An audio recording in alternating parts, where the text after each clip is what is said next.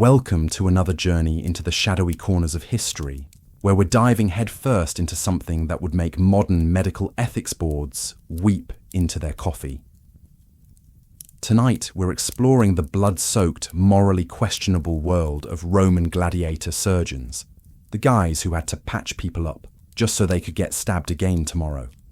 It's like being a mechanic, except your car screams, and your job performance is measured in how many times you can send the same Honda back onto a demolition derby track. So go ahead, find that comfortable spot, maybe dim the lights, and let yourself settle in. We're about to step into ancient Rome, where entertainment was brutal, life was cheap, but paradoxically, gladiators were not. And trust me, you're going to be really grateful for your modern healthcare plan by the time we're done here. Picture yourself standing at the edge of the Roman world, a place where a human life was worth about as much as a decent bottle of wine, but a trained gladiator. Now that was an investment portfolio with legs. The Colosseum itself, that massive concrete monument to recreational violence, could pack in 50,000 screaming fans. 50,000. That's more people than most modern stadiums, all gathered to watch what was essentially live-action extreme wrestling with actual death as a possible outcome. And here's where you come in, the gladiator surgeon. Your job wasn't some noble calling to heal the sick and comfort the dying. No, your job was basically to be a human repair shop. Keep the merchandise functional. Make sure the expensive meat puppets could get back in there and provide quality entertainment value. It was like being a pit crew mechanic. Except instead of changing tires, you were reattaching limbs. Let's talk numbers for a second. Galen, probably the most famous gladiator physician of his time, worked for a high priest in Pergamum who funded his own troop of fighters. Under the previous doctor, 16 gladiators died. Under Galen, just 2. That's not just medical skill, that's protecting the bottom line.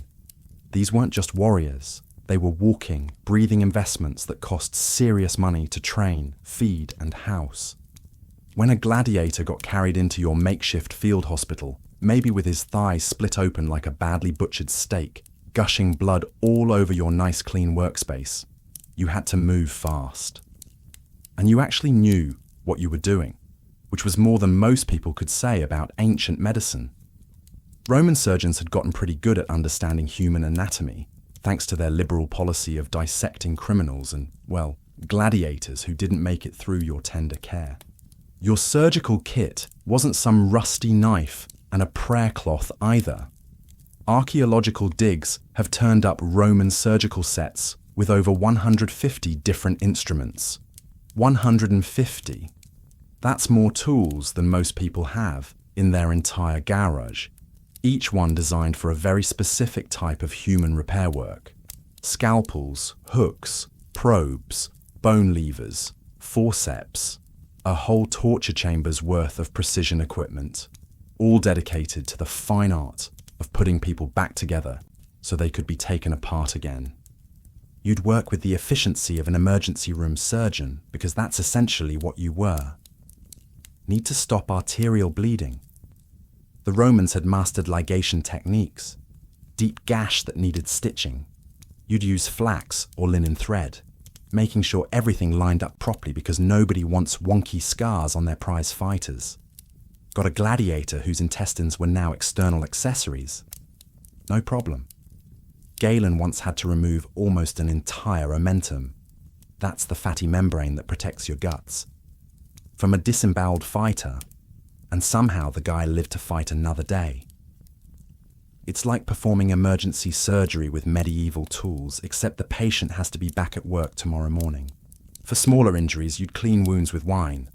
Not because the Romans understood germ theory, but because wine seemed to work better than water. And honestly, if you're going to clean a wound with something, wine's not the worst choice. At least the patient might get a mild buzz out of the experience. The social pressure on you was absolutely crushing. Your success wasn't measured in patient satisfaction surveys or mortality rates. It was measured in how many times you could send the same guy back into the arena to get mauled again. Being a gladiator physician was actually a prestigious gig. You rubbed shoulders with the wealthy elite, the guys who could afford their own private death squads for entertainment. You might even participate in medical contests or public demonstrations, because apparently turning healing into a spectator sport was just another Tuesday in Rome. But here's the thing. There was a razor-thin line between being seen as a skilled healer and being called a butcher.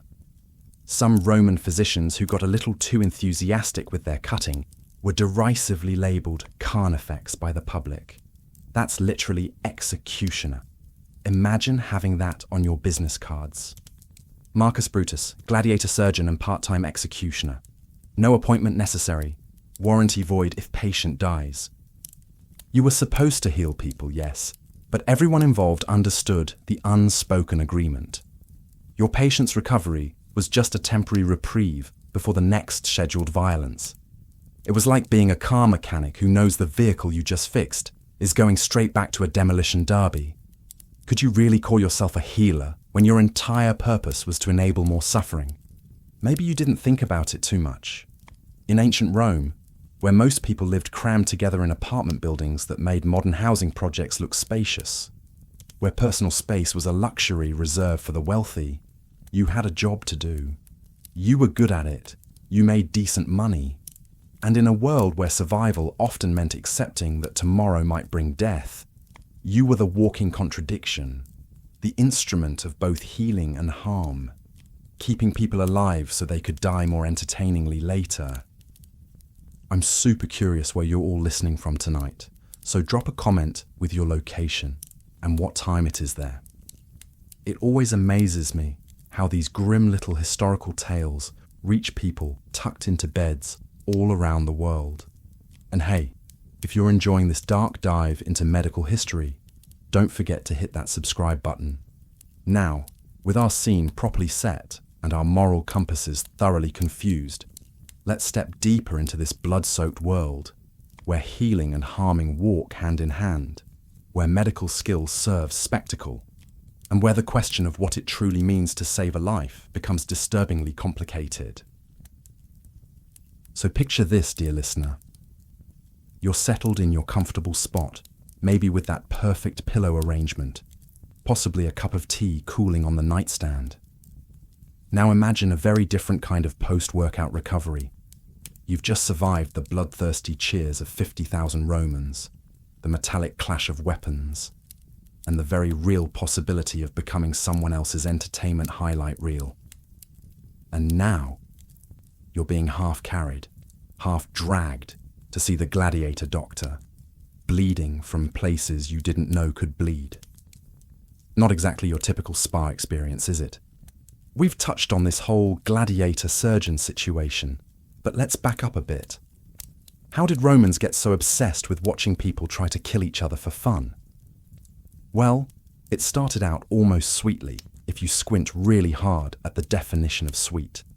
Way back in 264 BCE, and we're talking way before anyone even dreamed of the Colosseum, gladiatorial games were actually funeral ceremonies. 3 pairs of fighters would hack at each other to honor some dead rich guy. Think of it as the world's most violent eulogy. But here's the thing about Romans. Give them an inch of spectacle, and they'll take a mile of bloodshed. These aristocratic families started getting competitive about their funeral arrangements. Suddenly, honoring dear old grandpappy with a modest sword fight wasn't cutting it anymore. You needed dozens of fighters, multiple days of combat. It became less about mourning and more about showing off. Look how much money I can spend on elaborate death performances. Vote for me for consul.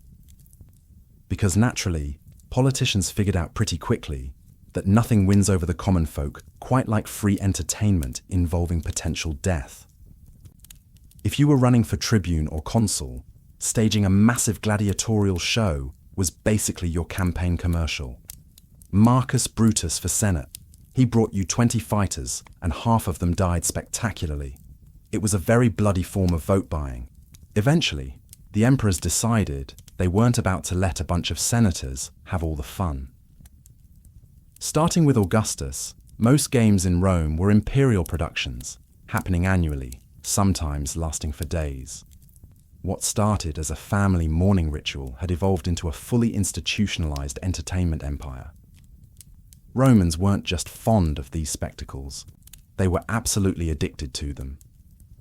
Before the massive Colosseum opened its doors in 70 CE, they'd cram into forums, circuses, anywhere they could watch people try to kill each other.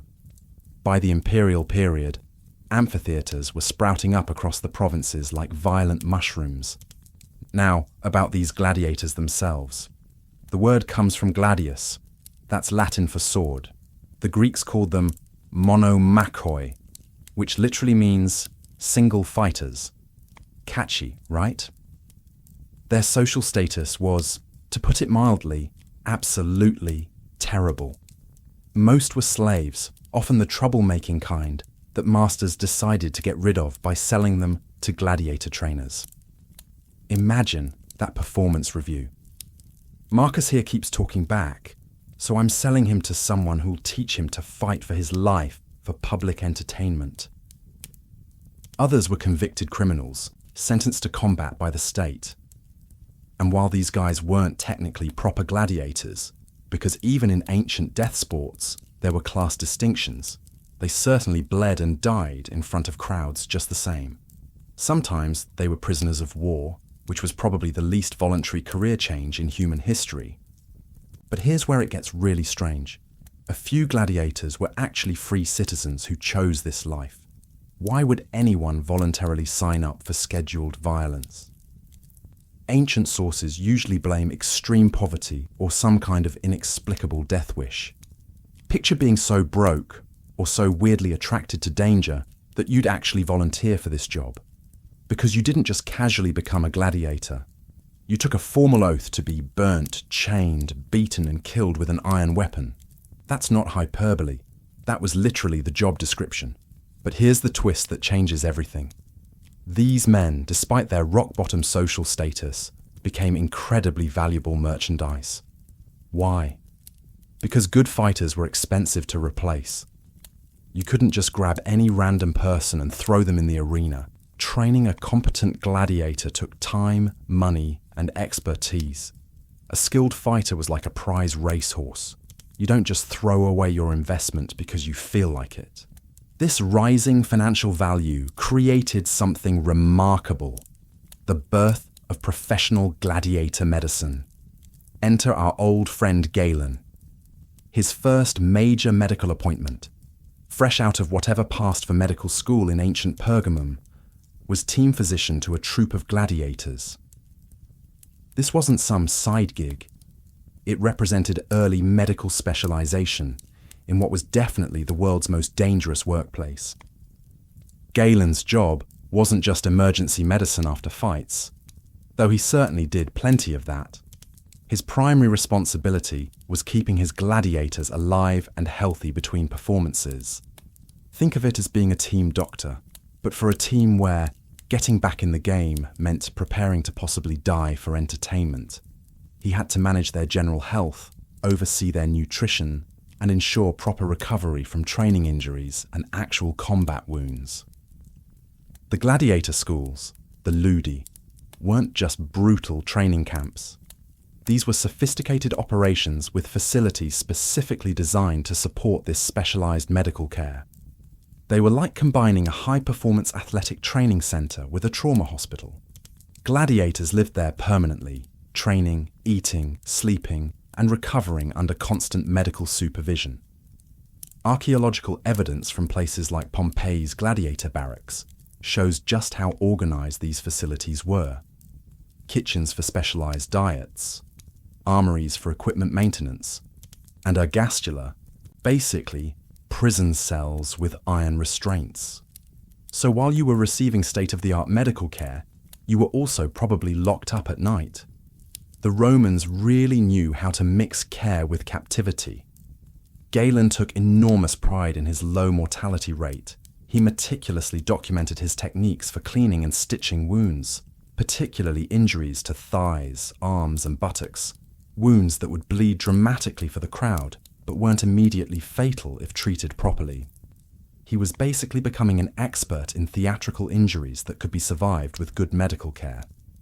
And this highlights the central paradox of the whole system. These men were being cultivated to peak physical condition. They received cutting-edge medical care. They had specialized diets and training regimens. All of this investment in their health and strength was designed not to help them live better lives, but to make them more entertaining when they were injured or killed for public amusement. Picture yourself as one of these gladiators. You spend months perfecting your fighting style. Maybe you're a retiarius with your net and trident, trying to tangle opponents like a very violent fisherman. Or perhaps you're a secutor with that distinctive helmet, designed to look like a fish. You develop incredible physical strength and combat skills.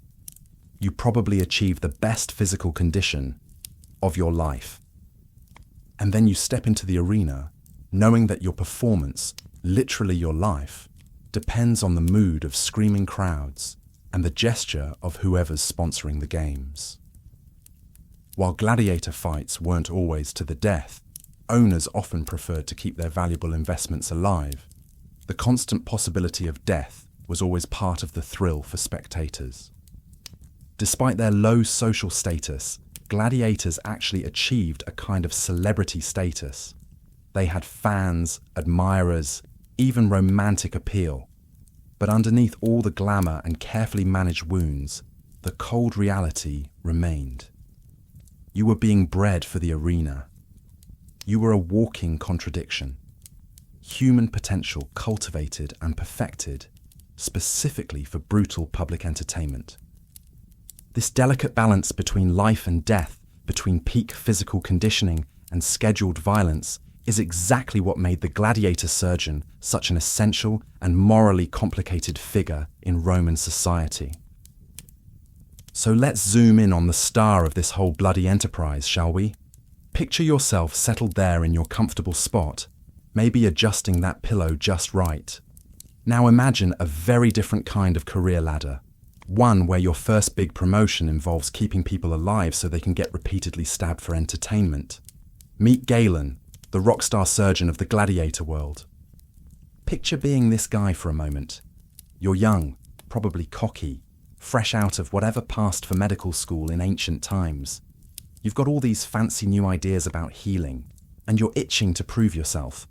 And then comes your big break, head physician to a troupe of gladiators in Pergamum. This wasn't some backwater clinic gig, where you'd be treating farmers' bunions and merchants' indigestion. No, this was the medical equivalent of being handed the keys to a Formula One pit crew. Except your drivers were actively trying to maim each other. Galen was maybe 28 when he landed this position. 28. That's barely old enough to figure out your own life, let alone be responsible for keeping professional fighters from bleeding out. But this wasn't just any job. It was highly prestigious, the kind of appointment that could make or break a medical career. Imagine being named team doctor for the Olympics right after graduation, except the sport is attempted murder with weapons, and there's no such thing as performance-enhancing drug testing. The arena would open, the crowd would roar, and then someone would get hauled off to you, probably looking like they'd lost a fight with a very angry lawnmower. Maybe a retard who discovered that nets aren't actually bulletproof against determined opponents. Perhaps a secutor whose fish helmet didn't protect him quite as well as advertised. Blood everywhere, sands sticking to everything. And there you are with your medical bag, trying to turn near corpses back into profitable entertainment. And here's the beautiful twisted thing. Galen was actually good at it. Really good. His patients had this annoying habit of surviving, which was apparently quite unusual in the gladiator medical field. Who knew that competent healthcare made a difference? Let's talk about the injuries he dealt with most often.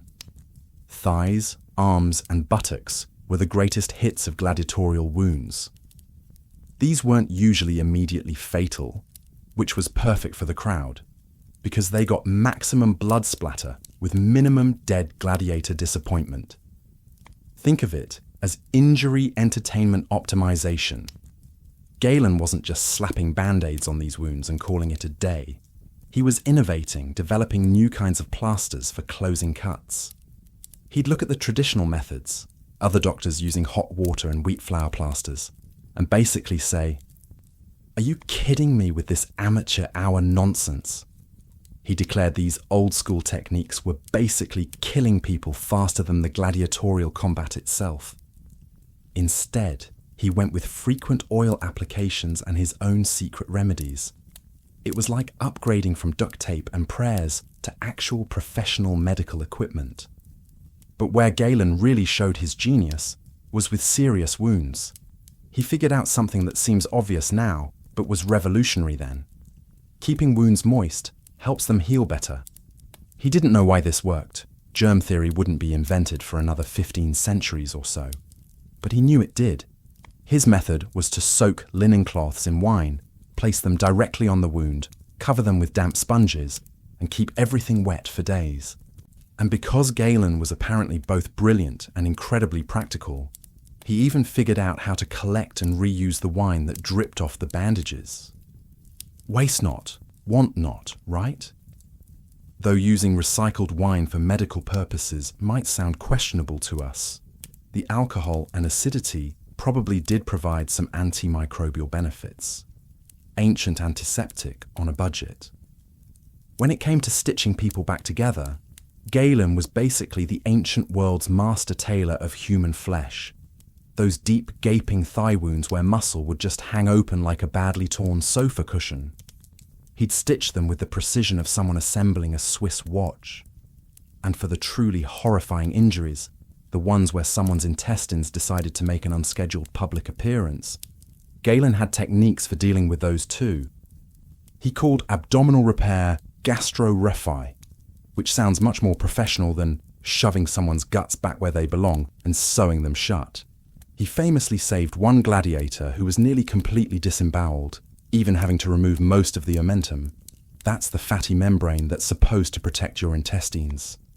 Somehow, impossibly, the guy lived. Galen also mastered the art of tying off severed blood vessels to stop people from bleeding out on his table.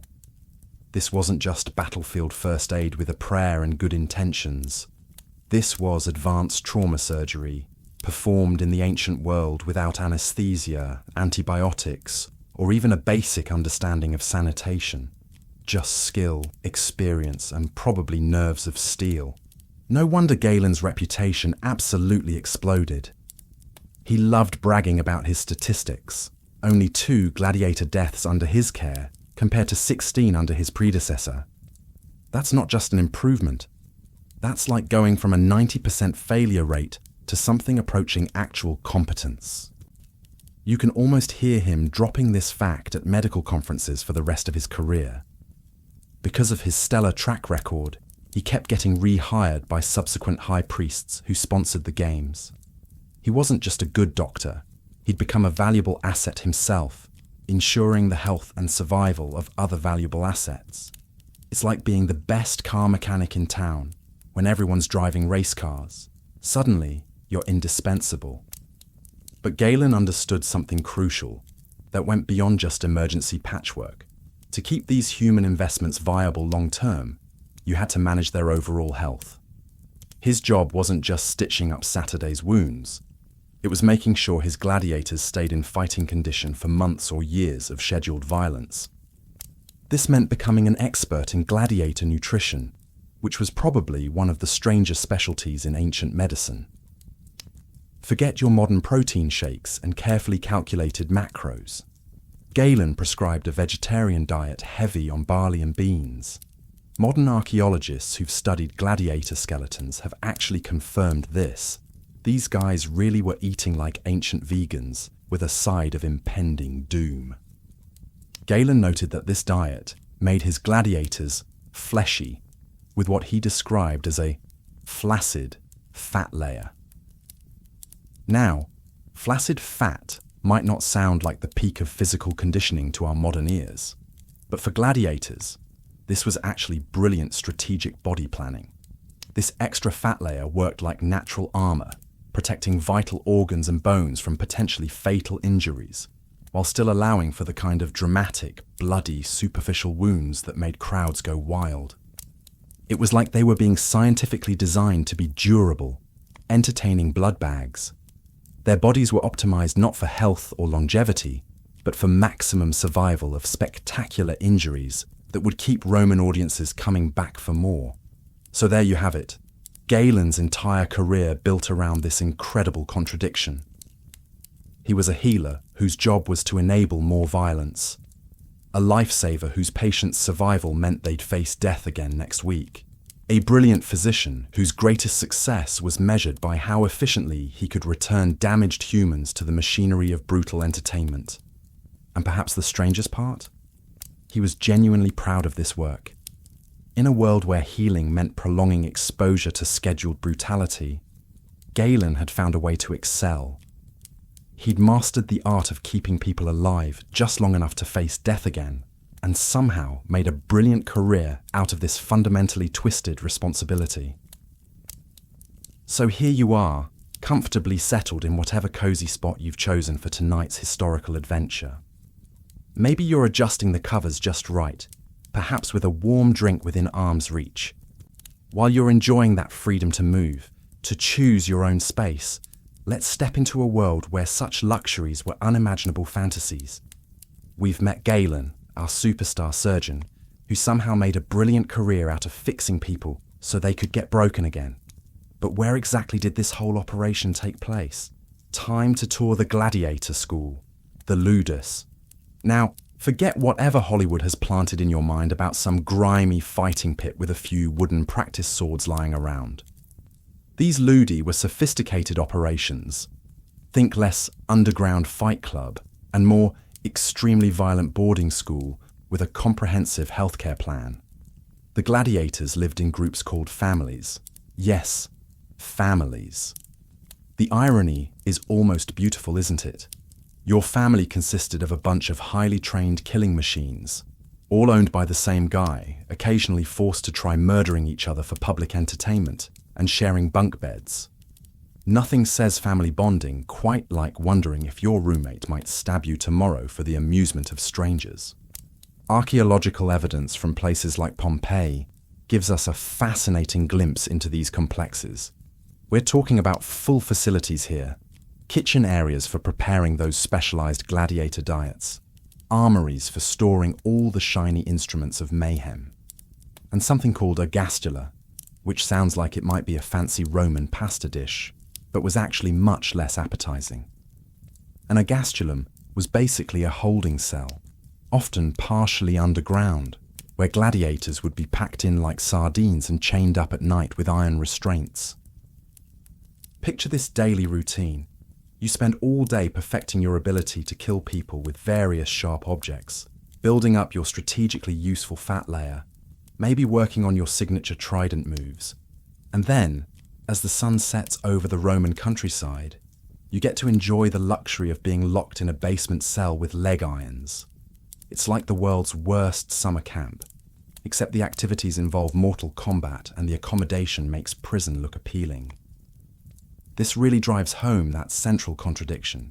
These men might have been valuable assets, almost like ancient celebrities, but their freedom was about as real as a politician's campaign promises.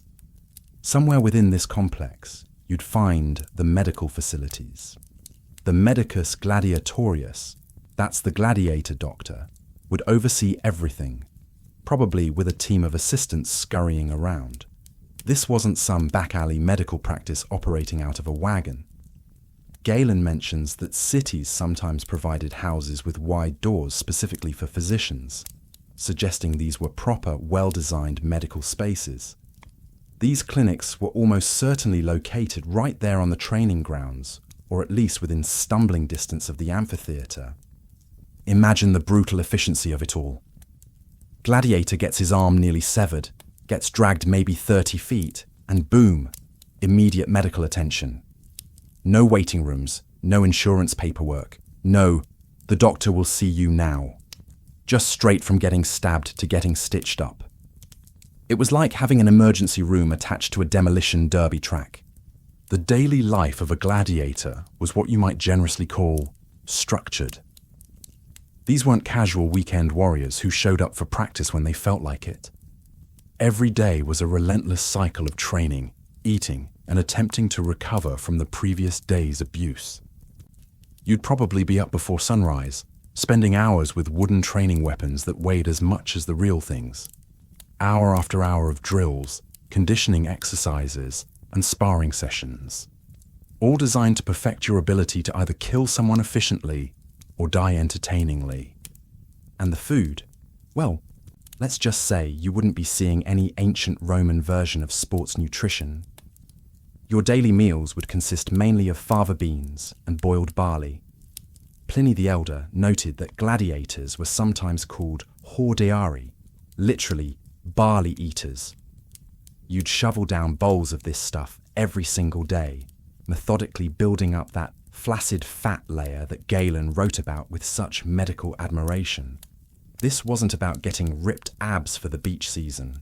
This was about padding yourself with enough internal cushioning to survive getting stabbed without immediately bleeding to death. Basically, you were fattening yourself up like livestock, except the slaughter was scheduled for public entertainment rather than dinner. Between the brutal training regimen and this specialized diet, there was constant medical maintenance. This wasn't just about emergency surgery after fights. The medical team had to manage the ongoing stream of training injuries. Cuts, bruises, sprains, torn muscles. These were your daily companions. You'd be getting regular treatments with those wine-soaked bandages, specialized plasters, probably massages to keep your muscles functional. The medicus and his assistants were constantly evaluating your condition, making sure the expensive merchandise stayed in working order. Think about the mental pressure on these medical teams for just a moment. You're genuinely skilled at healing people. You've dedicated your life to saving lives and reducing suffering. And your daily job involves using those skills to keep people healthy enough to face almost certain injury or death for the entertainment of crowds who are literally betting on whether you'll live through the next performance. It's like being the world's best safety engineer, designing the most protective equipment possible, and then watching it get used exclusively in crash tests where the test dummies are actually people. Every time you successfully heal a particularly nasty wound, every time you bring someone back from the edge of death, you know you're not saving their life. You're extending their service contract with violence. The psychological toll must have been staggering. How do you maintain any kind of professional detachment when your success rate is measured by how many times you can patch someone up just to send them back into harm's way? Did they develop dark humor as a coping mechanism? Oh, Marcus is back with another sword wound to the thigh. Did you try blocking this time, or are you still working on that get stabbed dramatically technique? Maybe gallows humor was the only way to survive psychologically in a job where healing and harming were so intimately connected. These doctors were literally enabling the entire brutal spectacle to continue. Their skill, their dedication, their medical innovations made it possible for the gladiatorial system to function day after day, year after year. It's a deeply unsettling thought that some of the greatest advances in trauma medicine came from the need to keep people alive for ritualized violence. And here you are, safely listening to this story, probably dealing with nothing more medically dramatic than deciding whether you need another pillow or if your tea has gotten too cold. The contrast is rather striking, isn't it? Now let's dive deeper into this Roman medical nightmare. We've talked about the facilities, the lifestyle, the impossible moral contradictions. But now comes the really gory bit. What exactly happened when things went wrong in the arena? And more importantly, how did these ancient doctors actually fix people who'd been professionally stabbed for entertainment? Time to roll up our sleeves and get our hands dirty, metaphorically speaking. Picture yourself as a gladiator who's just had what we might generously call a career-limiting injury. Maybe you zigged when you should have zagged.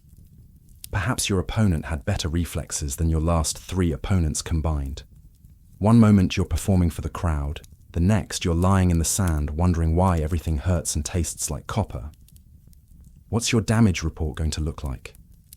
Well, if you're having a relatively good day, you're dealing with cuts and bruises, the bread and butter of gladiatorial medicine. These were often more theatrical than truly dangerous, designed to produce maximum blood spatter for minimum actual harm. Think professional wrestling, but with real weapons and considerably higher stakes. But things could escalate dramatically. Bone fractures were always a possibility, especially in your arms and legs, the parts of your body that you couldn't quite tuck safely away during combat. And then there were the truly spectacular injuries that made the crowd gasp in horrified delight. Disembowelment, for instance, where your internal organs suddenly became external decorations. These weren't just theoretical possibilities. Archaeologists have dug up gladiator skeletons showing evidence of massive blunt force trauma, sharp punctures from swords and tridents, and injuries so severe they were obviously the cause of death. Your body was essentially a moving target, and some areas were much more popular with opponents' weapons than others. Arms and legs took the worst beating, partly because they were constantly exposed during combat, and partly because a gladiator's entire fighting strategy revolved around protecting vital organs while everything else was fair game.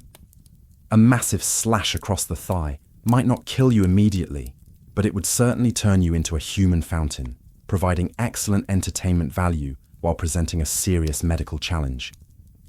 Galen, our star surgeon, became an expert specifically in these limb wounds, along with injuries to arms and buttocks. These were the sweet spots of gladiatorial medicine, frequently injured body parts that could actually be fixed with the right skills. It's where Roman surgeons really proved their worth, turning near-fatal wounds into manageable injuries that could heal in time for the next scheduled bloodbath. Now, about that medical toolkit. If you're imagining some primitive setup with rusty knives and dirty rags, think again. Roman surgical instruments were so sophisticated, they make medieval medical equipment look like children's toys. We're talking about precision scalpels, fine hooks for retracting tissue, various probes for exploring wounds, and forceps in more shapes and sizes than a modern hardware store. Archaeological finds have turned up surgical kits that would make modern doctors jealous. One collection found in Rimini, and remember, this was just a mid-sized provincial town, not Rome itself, contained over 150 different instruments. Each had subtle variations, suggesting an incredible degree of specialization. Roman surgical tools were so well designed that their quality wasn't matched again until modern times. They had bone levers, arrow extractors, surgical clasps, and instruments we can't even identify today because they were so specialized. But having fancy tools is one thing. Knowing how to use them is something else entirely. When a gladiator was carried into your clinic with a fresh wound, your first priority was always stopping the bleeding. Romans had mastered the art of ligature, essentially tying off severed blood vessels with thread to prevent fatal hemorrhage. This was absolutely critical skill because blood loss could kill you faster than the actual injury. Then came the cleaning process. Remember Galen's wine-soaked bandages?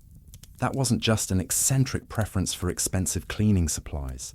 The alcohol and acidity in wine actually provided antimicrobial benefits, even though nobody understood why for another 15 centuries. It was accidentally brilliant medicine. They were essentially performing primitive antisepsis without knowing what germs were. Keeping wounds moist was another key technique that worked, despite their not understanding the underlying science. Modern medicine has confirmed that moist wound healing is faster and more effective. But for ancient doctors, it was just something they'd observed worked better than letting wounds dry out. For serious gashes that went down to muscle, you'd need to be a master of suturing. This wasn't just slapping a few stitches on the surface.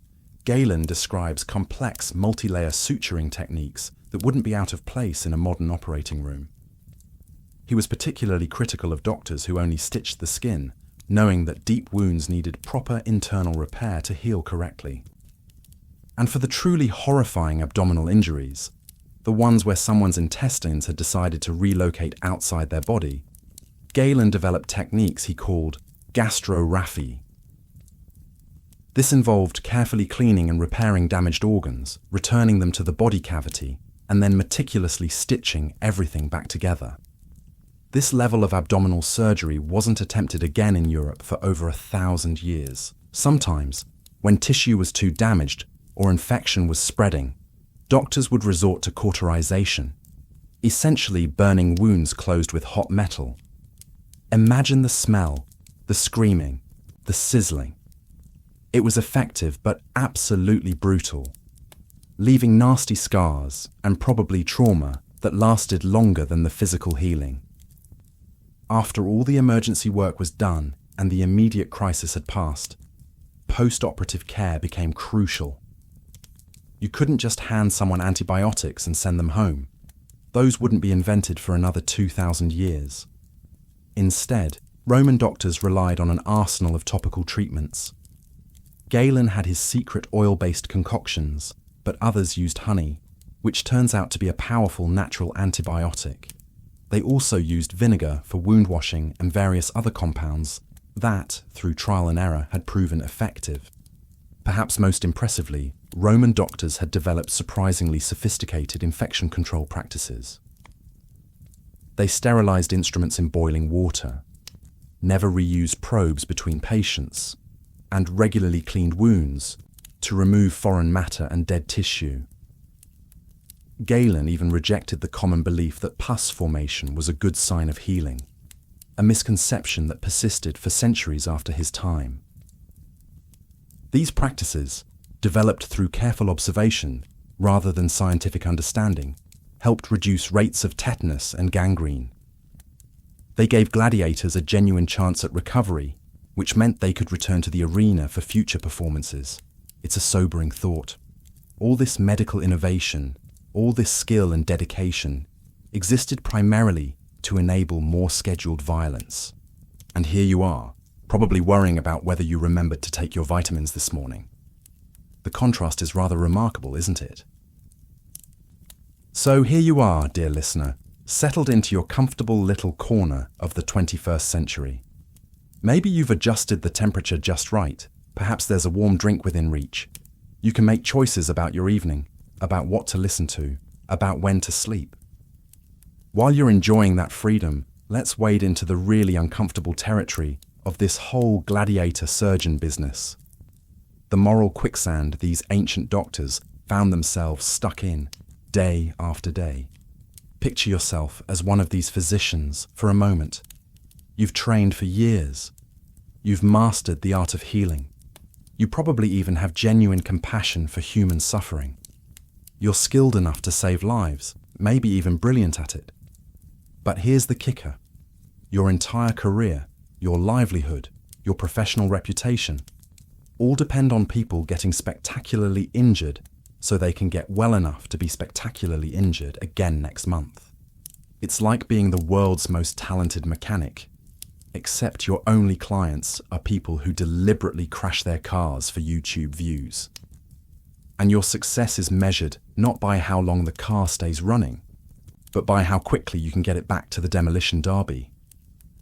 The cognitive dissonance must have been absolutely staggering.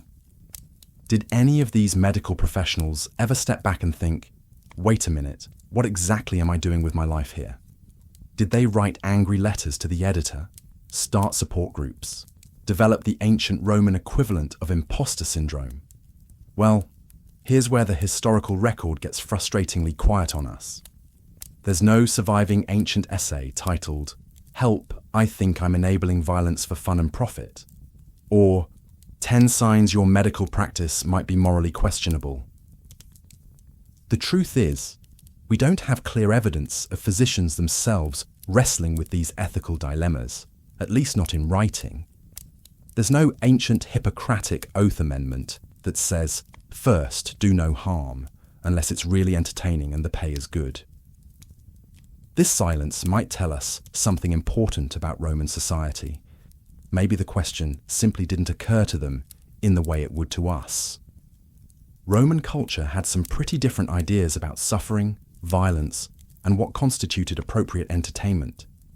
In a society where public executions were considered family-friendly fun, and where watching people get eaten by lions was just another Tuesday afternoon, perhaps the moral implications of gladiator medicine seemed fairly straightforward to most practitioners. Galen, our star surgeon, never wrote a single word condemning the gladiatorial games. Not one. In fact, he used his gladiator experience as a stepping stone to bigger and better things. He parlayed his arena work into a brilliant medical career, leveraging those gruesome injuries to advance anatomical knowledge and perform public demonstrations that built his reputation.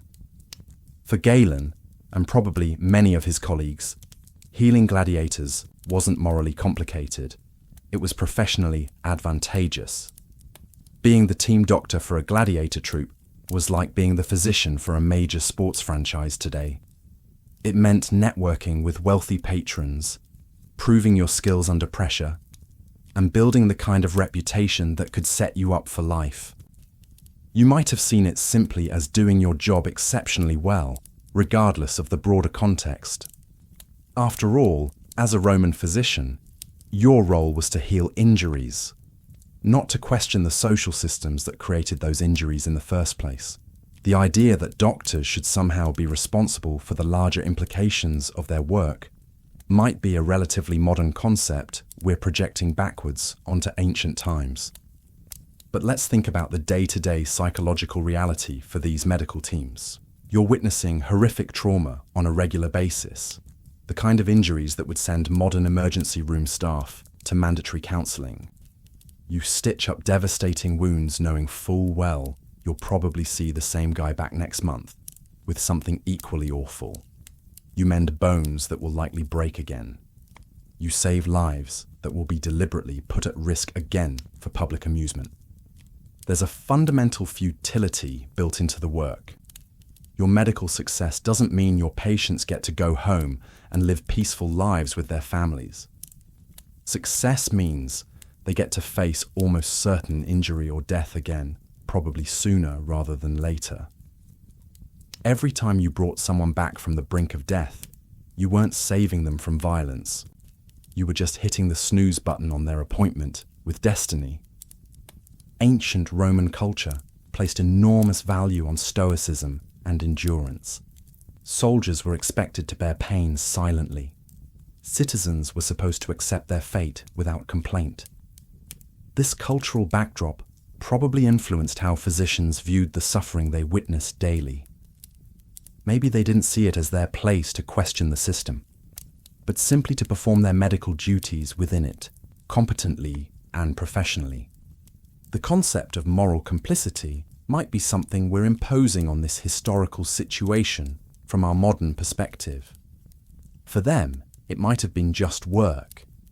Difficult, demanding, prestigious work, but work nonetheless. The psychological burden we imagine them carrying might not have felt as heavy in a society where personal agency was limited and social roles were more rigidly defined. Still, there had to be personal risks involved beyond just professional failure if your patients died. How do you maintain empathy and compassion when your primary goal shifts from caring for human beings to maintaining expensive property? How do you preserve your sense of purpose as a healer when healing becomes a form of enabling? We don't have records of Roman physicians suffering from what we might recognize as burnout or moral injury, but it's hard to imagine that constant exposure to this level of brutality didn't leave some kind of psychological mark. Maybe they developed coping mechanisms we can only guess at. Perhaps that dry wit we imagine them having, the casual way they might have discussed someone's latest disembowelment over dinner, was a way of emotionally detaching from the grim realities of their daily routine. Oh, Marcus is back again. Third time this year. Managed to keep more of his intestines inside this time, so that's progress. It's a dark thought, really, being so skilled, so dedicated to the art of healing. and yet being so thoroughly embedded in a system where every medical success ultimately enabled more calculated, celebrated violence. These physicians were caught in an impossible contradiction, using their abilities to preserve life specifically so that life could be put at risk again for entertainment. And here you are, probably debating nothing more ethically complex than whether you should have another cup of tea or if you remembered to lock the front door. The simplicity of your current moral landscape is rather striking when contrasted with their daily reality, isn't it? So here we are. We've been exploring the twisted world of gladiator medicine, diving deep into the moral contradictions these ancient doctors faced. But now let's add yet another bizarre layer to this Roman obsession with violence and spectacle. Medicine itself became a form of public entertainment. That's right. Watching doctors perform surgery was considered a fun afternoon out. Picture this scene for a moment. You're walking through ancient Rome on a pleasant day, looking for some entertainment. You could catch a chariot race, maybe watch some gladiators hack at each other, and here's where things get really interesting, you could go watch a doctor perform surgery in a packed theatre. Because in Rome, medical skill, particularly surgical expertise, was considered prime-time entertainment, right up there with wild beast hunts and public executions. This wasn't some academic lecture hall or quiet medical college. We're talking about doctors performing surgery in actual theatres to attract patients and show off their skills. Imagine the marketing pitch. Come one, come all. Watch Dr. Marcus remove a kidney while explaining the four humours: blood, guts, and medical theory. What more could you want for an afternoon's fun? And our star performer in this medical circus was none other than Galen himself. This guy wasn't just a brilliant physician, he was a natural showman with a scalpel. He'd step onto public stages, sometimes literally in amphitheatres, and put on what he called epidixes. That's exhibitions, not just boring demonstrations. Think of it as ancient Rome's version of a medical variety show, except instead of card tricks, you got to watch someone dissect a live pig while explaining how breathing works. Galen would perform what he cheerfully called sanguinary vivisections, live animal dissections that were apparently so spectacular and difficult that they essentially mirrored the gladiatorial games he was supposedly healing people from. The irony is almost perfect. These performances combined skill, daring, genuine danger, and plenty of gore. He'd even take audience requests, improvising dissections on the spot, just like those fancy rhetoric teachers would do with their verbal performances. Picture the scene. Thousands of Romans packed into bleachers, munching on whatever the ancient equivalent of popcorn was, watching Galen slice open a goat while someone in the back row shouts, "Hey doc, can you show us where the spleen connects to that wiggly bit?" And Galen, being Galen, would probably deliver a witty one-liner while expertly demonstrating the requested anatomy lesson. This whole performance culture completely blurred the lines between healing and entertainment. Doctors would sit in public squares, lecturing about joints and bones and the mysterious pneuma, that vital life force Romans were so fascinated with, putting on shows that amazed crowds just like any other street performance. There were even organised medical competitions with actual categories: best surgery, fanciest medical instruments, most eloquent medical explanation, and creative problem solving. You could literally win a trophy for being the most skilled at stitching people back together. It was like the Olympics, but with more blood and significantly higher infection rates. This transformation of medicine into public spectacle had a profound impact on how gladiator surgeons were perceived by Roman society. It elevated their entire profession from guy who patches up the fighting stock to skilled virtuoso performer. Suddenly, the medicus gladiatorius wasn't just some medical maintenance worker. He was an artist, a master craftsman who could handle the most delicate and gruesome tasks with precision, flair, and theatrical timing. The public validation that came from these medical performances transformed surgery into a kind of macabre art form. This probably enhanced how society viewed gladiator surgeons considerably. Their ability to mend broken warriors and salvage valuable human property became just another facet of Rome's grand entertainment empire. It reinforced the idea that these physicians weren't just doctors. They were essential performers in the great games, valued for their almost superhuman ability to defy death, even if only temporarily. But here's where the pressure gets really intense. Galen's public performances weren't just about showing off or attracting new patients. These were essentially medical cage matches where he could showcase his superior skill and knowledge against rival physicians. These weren't polite academic discussions.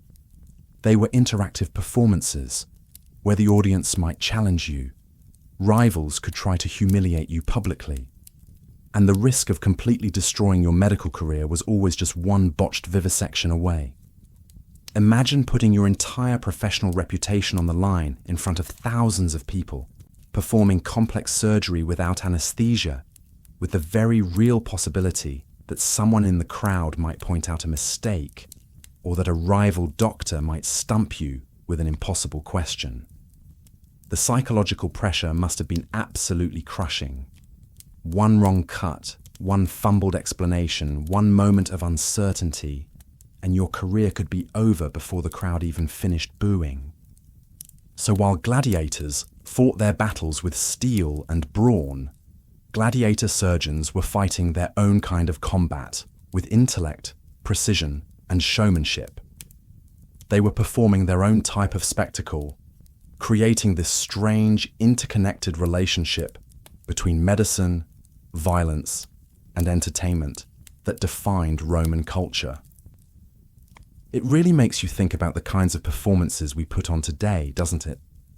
What would future historians make of our reality TV shows, our social media performances, our own ways of turning everyday life into public entertainment? Perhaps Romans watching surgical demonstrations weren't so different from us binge-watching medical dramas, except their version involved actual blood and significantly more risk of accidentally killing the patient. The whole system reveals something fascinating about human nature. Our endless appetite for spectacle, our fascination with watching skilled people perform difficult tasks under pressure, and our ability to turn even the most serious professions into forms of entertainment. In Rome, healing became theatre, surgery became sport, and doctors became performers in the grand circus of imperial entertainment. Now then, dear listener, I hope you're still feeling wonderfully settled, maybe with that perfect temperature balance where you're neither too warm nor too cold. We've just wandered through the strange world where ancient doctors moonlighted as entertainers, performing surgery like a twisted variety show. But this brings us to an even more personal question. What was it actually like to live as one of these gladiator surgeons? What did it feel like to wake up each morning, knowing your job was to fix people so they could get broken again? Picture yourself in the sandals of a medicus gladiatorius. On paper, you've got a pretty sweet deal. You're a specialist, a trauma surgery expert, someone with genuinely rare and valuable skills. The wealthy patrons who own gladiator troops need you desperately. You're not some street corner herb seller or backyard tooth puller. You're connected to the upper echelons of Roman society, literally keeping their investments alive and profitable. This is the kind of job that could set you up financially and socially. You're preserving human capital for some of the most powerful people in the empire. Sounds like excellent networking opportunities, right? But here's where things get complicated. Because Roman social status was about as straightforward as a Rubik's Cube designed by someone having a particularly bad day. While a lucky few doctors like Galen achieved genuine fame and fortune, most physicians occupied a frustratingly ambiguous middle-class position. You were always just one step away from being lumped in with what one ancient source dismissively called snake charmers and chronic liars. The Romans had some pretty specific ideas about what constituted respectable work. Working with your hands, even with the incredible precision required for surgery, could sometimes mark you as lower class in a society that worshipped intellectual pursuits and political power. Plus, many doctors were seen as coming from the Greek East or were former slaves, which automatically placed them below proper Romans in the social pecking order. So while your specialization as a gladiator surgeon might elevate you above your average bone setter, you were still fundamentally a Roman doctor, and that profession carried its own social baggage. Now let's think about what was going on in your head as you went about your daily work. On one hand, there must have been incredible pride in what you could accomplish. You were facing down the kind of horrific injuries that would send most people running for the nearest exit, and you were winning. You could take someone who was literally minutes away from bleeding to death and turn them into a functioning human being again. When your patient sat up after surgery or eventually returned to training, the rush of professional satisfaction must have been intoxicating. Galen certainly wasn't modest about his success rate, and frankly, he had every right to brag. You were a problem solver, a master craftsman working on the most complex machine imaginable, the human body. That level of skill and expertise surely brought deep personal fulfillment. But here's where the psychological gymnastics get really interesting. You were using your remarkable abilities to enable an endless cycle of brutal violence. Every time you healed a broken leg, you knew that leg would be used to kick opponents or absorb more punishment in future fights. Every time you meticulously stitched up an abdominal wound, you were essentially buying time until the next inevitable injury. This wasn't healing for the sake of health and happiness. This was healing for the sake of entertainment revenue. Did this create moral conflict? It's frustratingly difficult to know for certain, because ancient doctors weren't exactly writing detailed psychological memoirs about their inner turmoil. Roman society rarely questioned the fundamental morality of gladiatorial combat, so perhaps the most common approach was professional detachment. Your job wasn't to critique the entire system. Your job was to operate successfully within it. For many, it might have been seen as simply applying medical knowledge to a specific, demanding context. The why of the injuries might have seemed irrelevant compared to the how of treating them effectively. But human psychology is complex, and constant exposure to that level of trauma had to leave marks. Think about your daily working environment. The metallic smell of blood mixed with sweat and fear. The sounds of pain that probably haunted your dreams. The endless parade of mangled bodies that became your normal Tuesday afternoon routine. You were operating under enormous pressure, knowing that the survival of expensive human assets, and therefore your own reputation and livelihood, depended entirely on your steady hands and unwavering focus. This continuous witnessing of extreme suffering, combined with the knowledge that your success simply meant exposing your patients to more danger, likely forced a kind of emotional armor. You probably developed the psychological equivalent of scar tissue, a necessary hardening that allowed you to function without being overwhelmed by the moral implications of your work. But here's where the story gets more interesting. The innovations you developed out of sheer necessity, Galen's advanced suturing techniques, those sophisticated surgical instrument sets, the trauma protocols, didn't stay locked away in gladiator schools. These medical advances filtered into general practice, transforming surgery throughout the Roman world. The intense pressure to keep fighters alive pushed the boundaries of what was medically possible.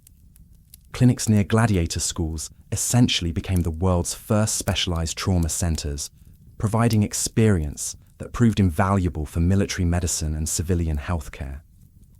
The very visibility of gladiator surgeons and their theatrical demonstrations elevated the entire profession of surgery. In a medical world where many physicians preferred philosophical approaches over hands-on intervention, the undeniable effectiveness of skilled surgical work was revolutionary. When people could literally watch a surgeon piece someone back together, it established surgery as legitimate, vital, and highly respected medical practice. Your work, however grim its immediate purpose, was was genuinely advancing the entire field of medicine. So gladiator surgeons occupied this fascinating paradox. They were highly valued specialists, working in a somewhat socially questionable field, experiencing constant psychological tension between professional pride and moral uncertainty. They felt genuine satisfaction in their remarkable skills while simultaneously being complicit in a system of ritualized violence. They were advancing medical science while enabling entertainment that depended on human suffering. It's a reminder that even in history's most brutal periods, human ingenuity found ways to flourish, often in the most unexpected and morally complicated circumstances.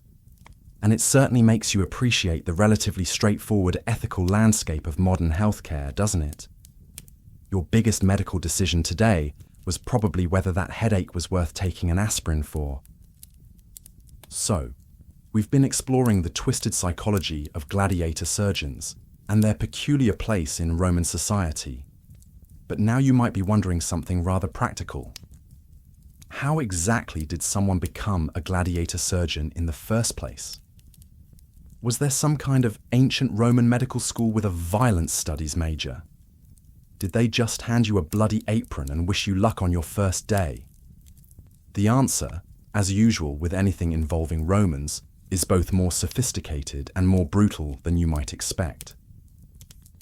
Let's start with our favourite ancient overachiever, Galen, who gives us the perfect case study in how to build a career in professional carnage repair.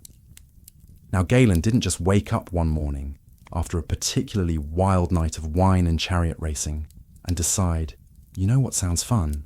Stitching up people who get stabbed for entertainment. No, this guy had serious credentials. We're talking years of rigorous classical medical education. The kind of training that would make modern medical students weep into their textbooks. Galen travelled around the Mediterranean like some kind of ancient medical exchange student, studying at the most prestigious places of learning. He hit up Smyrna, Corinth, and the legendary medical school in Alexandria, Egypt, basically the Harvard, Yale, and Johns Hopkins of the ancient world. This wasn't casual dabbling in medical theory. This was serious, intensive academic work covering anatomy, physiology, and philosophy. Think of it as earning multiple advanced degrees, except instead of student loan debt, you got the chance to stick your hands inside living people. But here's where things get interesting. And by interesting, I mean horrifyingly practical. All that book learning was nice, but the real education happened when you got your hands dirty, literally. Galen himself said his time as a gladiator physician was fundamental to his anatomical knowledge, and frankly, it's easy to see why. Roman society had some pretty strict taboos about dissecting human corpses, which meant most medical education was theoretical or based on animal dissection. Now imagine the difference between studying a nice, clean cadaver in a controlled classroom environment versus dealing with a gladiator who's just had his chest opened up by an opponent's sword. Suddenly, you're not looking at static anatomy. You're seeing a living, breathing, unfortunately screaming human body with all its systems exposed and functioning under extreme stress. It was like getting a front row seat to the most intensive anatomy lesson imaginable, except your study subject was actively trying not to die while you figured out how to put him back together. This hands-on experience in gladiator schools wasn't just a nice addition to your resume. It was absolutely essential if you wanted to become a skilled surgeon. Think of it as the most intense medical residency program ever designed, where your patient population consisted entirely of people who'd been professionally injured for public amusement. Now, gladiator medicine didn't exist in some isolated bubble. There was this fascinating ecosystem where military medicine, gladiator medicine, and civilian surgical practice all fed into each other like some kind of medical cross-pollination network. The gladiator schools were essentially specialized trauma centers, except instead of car accidents and workplace injuries, you were dealing with sword wounds and trident punctures. Military physicians, the Medici Legionis, were dealing with remarkably similar injuries on the battlefield. A sword slash looks pretty much the same, whether it happened in the arena or during a campaign in Germania. The surgical techniques Galen perfected while patching up gladiators worked just as well on soldiers and vice versa. Knowledge flowed between these different medical spheres, like water finding its level. And of course, what worked in military and gladiator settings eventually trickled down to civilian practice, especially for wealthy patients who could afford the best medical care. It was like having a medical research and development program funded by entertainment violence and military conquest. Brutal, but surprisingly effective. So how did aspiring doctors actually develop these skills? Through a combination of formal education and what was basically an ancient internship program built around apprenticeship and mentorship. Young physicians would attach themselves to established practitioners, learning by watching, assisting, and gradually taking on more responsibility. This was standard practice across many trades in Rome, but in medicine, it was absolutely crucial because there's a pretty big difference between reading about surgery and actually doing it on a live human being. Galen had various teachers and mentors throughout his extensive training. You'd watch your mentor work, learn about the instruments, master the techniques, and gradually develop the diagnostic skills that separated competent doctors from the medical equivalent of butchers. It was like a medical apprenticeship program, except the stakes were considerably higher than learning to make pottery or forge horseshoes. And then there were those public medical contests we discussed earlier, the epideixes. These weren't just opportunities for doctors to show off. They were also crucial for developing and testing surgical skills under pressure. Imagine having to perform a complex dissection or explain a difficult medical concept in front of a live, potentially hostile audience. It was like defending your dissertation, except instead of a few professors, you had hundreds of Romans who might start heckling if you made a mistake. The pressure was enormous, but it forced physicians to really master their craft. You had to know your anatomy inside and out, your surgical techniques had to be flawless, and you needed to be able to explain everything clearly while working. Successfully participating in these contests could make your career.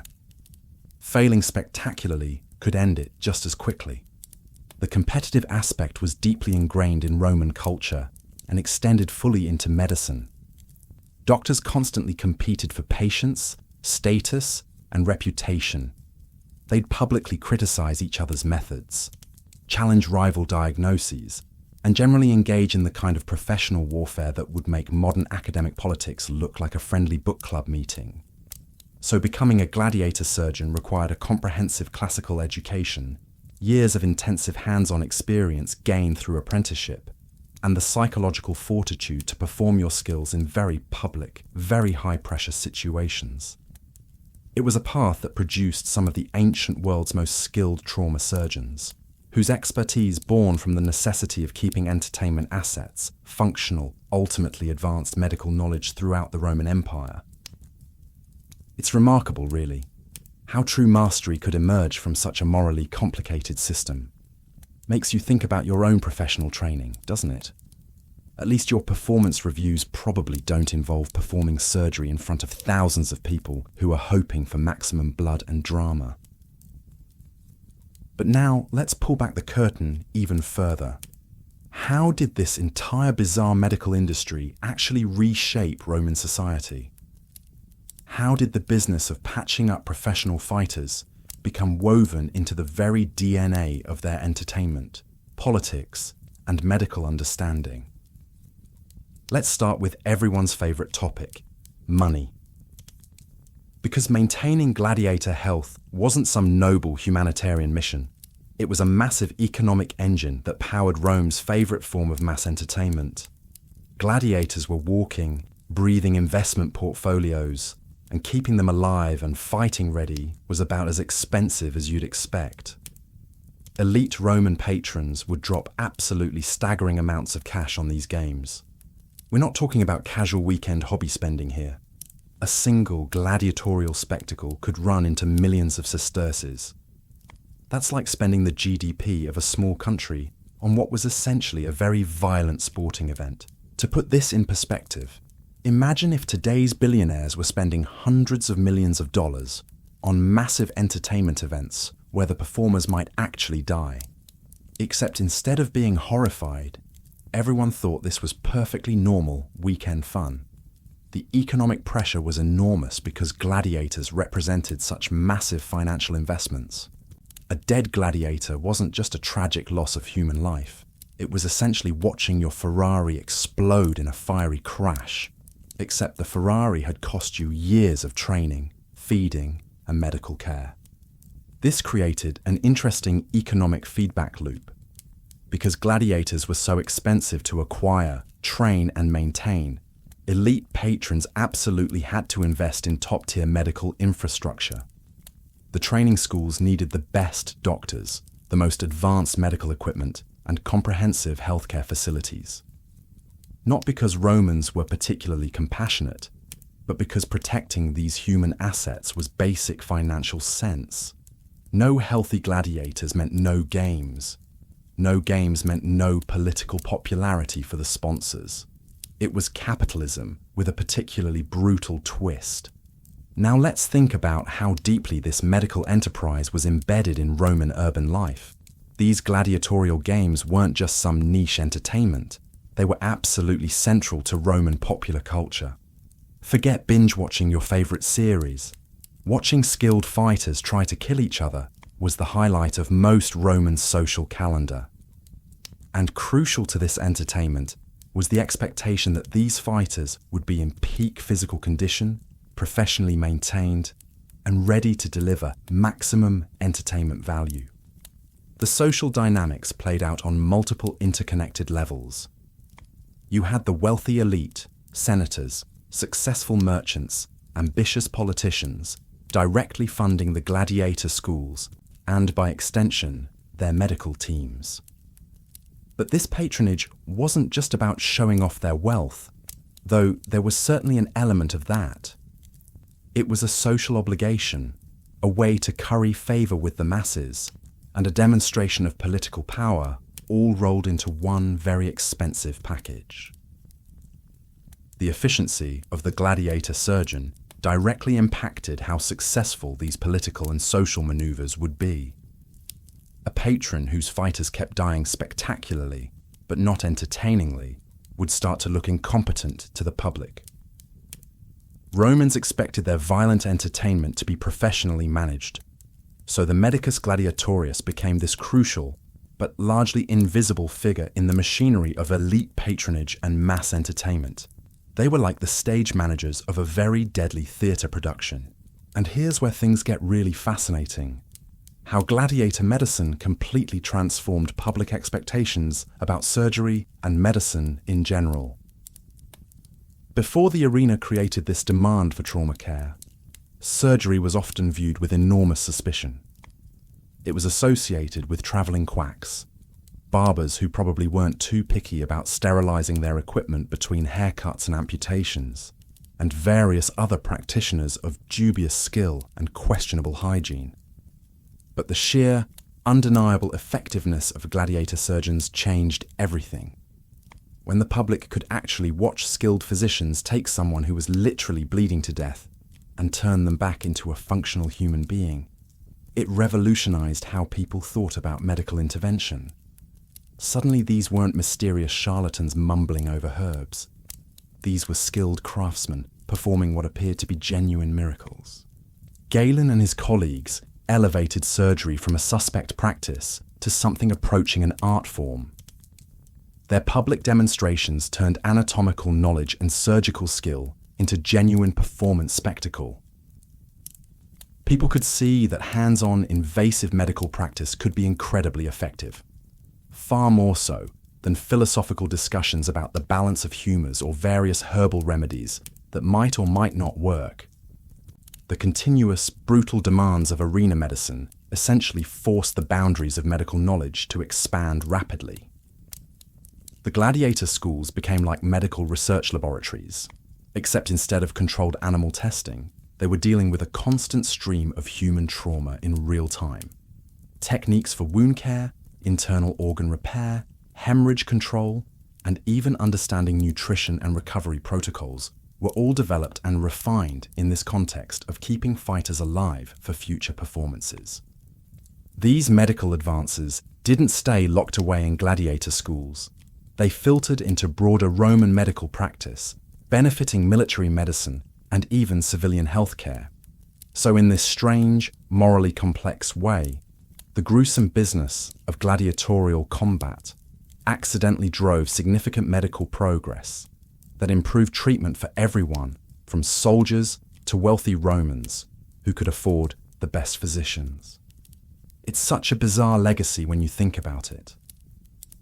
A system built entirely on human exploitation and staged violence simultaneously became the crucible for some of the ancient world's most sophisticated medical techniques. It tells you everything you need to know about the Roman mindset. Utterly pragmatic, obsessed with efficiency and organization, and completely willing to push the boundaries of human capability in service of public spectacle. It really does sound like something from a dystopian science fiction novel. A society where entertainment violence drives medical innovation. But for the Romans, this was just Tuesday afternoon at the Colosseum. They managed to create a system where keeping people alive to be potentially killed later became a driver of scientific progress. Only the Romans could make mass entertainment, political maneuvering, and medical advancement into one coherent, if deeply troubling, social institution. Now then, dear listener, we've been exploring the economic machinery and social dynamics of gladiator medicine, but now let's get really intimate with this whole business. Let's try to imagine what it actually felt like, day after day, to be one of these surgeons. What was it like to wake up each morning knowing your job was to fix people so they could get broken again? What did the work smell like, sound like, feel like under your fingers? Come with me into a Roman gladiator school, the Ludus. Before you even set foot in the medical wing, the smells would hit you like a physical wall. That sharp, metallic tang of fresh blood that never quite dried completely from the training grounds. It's a smell that gets into your clothes, your hair, probably your dreams. Mix that with the acrid stench of human sweat and stale urine, because hygiene wasn't exactly a Roman strong suit, all mingling with the earthy, dusty smell of packed dirt that seemed too much action. And underneath all that, there was this peculiar, sickly sweet scent that became your constant companion, the smell of healing wounds. Wine-soaked bandages mixed with the early stages of human decay, a constant reminder that flesh is disturbingly permeable, and infection is always lurking just around the corner. This wasn't some sterile modern hospital with that distinctive disinfectant smell. This was a rough, active barracks where life and death were roommates who definitely didn't get along. The soundscape would be its own special kind of hell. Picture the rhythmic thudding of wooden practice swords against training dummies, a dull, repetitive beat that would become the soundtrack to your existence. Add to that the grunts and groans of men pushing their bodies to the limit, the sharp crack of blows connecting, and the occasional yelp when someone's training session went a bit too enthusiastically wrong. But the worst sound? The distant roar of the crowd from the amphitheatre on game days. That rolling thunder of 50,000 people cheering for blood would send chills down your spine, because you knew exactly what it meant for your patients. Closer to home, your clinic would be filled with its own symphony of suffering. Low moans of pain, sharp intakes of breath when you cleaned wounds, the metallic clatter of surgical instruments as you fumbled for the right tool in a crisis. The tactile experience of your work would be viscerally, unavoidably real. You'd know the cool, smooth precision of your bronze and steel surgical instruments, the razor edge of a scalpel, designed for the cleanest cuts, the delicate curve of tissue hooks, the firm grip of forceps for extracting sword fragments from muscle and bone. Your hands would become intimately familiar with the coarse texture of sweat-soaked linen bandages, each one a grim reminder of the violent exertion that created the wound you were treating. You'd feel the warmth of gladiator skin under your probing fingers as you explored wounds, trying to map the damage beneath the surface, like some kind of anatomical detective. This was hands-on medicine, in the most literal sense possible, leaving absolutely no room for squeamishness or emotional detachment. And that's where things get psychologically brutal. Imagine being a legitimately skilled healer who spends every single day stitching human beings back together, knowing full well you're just preparing them for another round in the violence machine. You'd look into a gladiator's face, maybe seeing fear, grim acceptance, or that quiet desperation of someone hoping to survive just one more fight. And you'd provide temporary salvation while knowing your success only extended their contract with potential death. The sheer volume of horrific trauma you'd witness would break most modern doctors. We're talking about injuries that today's emergency room physicians might see a few times in their entire career, except you'd be dealing with them weekly. Disembowelments, compound fractures, deep lacerations that came within millimeters of permanently crippling someone, and you had to maintain clinical precision and emotional control, because any hesitation or emotional breakdown could cost a life or destroy your reputation. How did they cope? Without modern concepts of mental health or therapy, it's hard to say. Maybe they became completely desensitized, their humanity gradually eroded by constant exposure to suffering. Perhaps they developed that dark gallows humor that healthcare workers sometimes use, a grim camaraderie with their patients based on shared understanding of how utterly brutal the system was. Maybe stoic fatalism became their survival strategy. "This is just how things work," might have been the mantra that got them through each day, watching another carefully repaired human being walk back toward the sunlight of the arena. The emotional tightrope between clinical detachment and basic human compassion must have been exhausting to walk. Professional training demanded objectivity, precision, and unwavering focus, even when confronted with the most horrifying injuries. Your hands had to know exactly what to do, even when your mind rebelled against the why of it all. You'd cauterize wounds without flinching at the agonized screams, because it was necessary to save the life. You'd probe deep stab wounds with surgical precision, focusing solely on the anatomical landscape while deliberately ignoring the terror in your patient's eyes. It required constant compartmentalization, splitting yourself into the skilled, unfeeling repair technician and the human being who witnessed unimaginable suffering on a daily basis.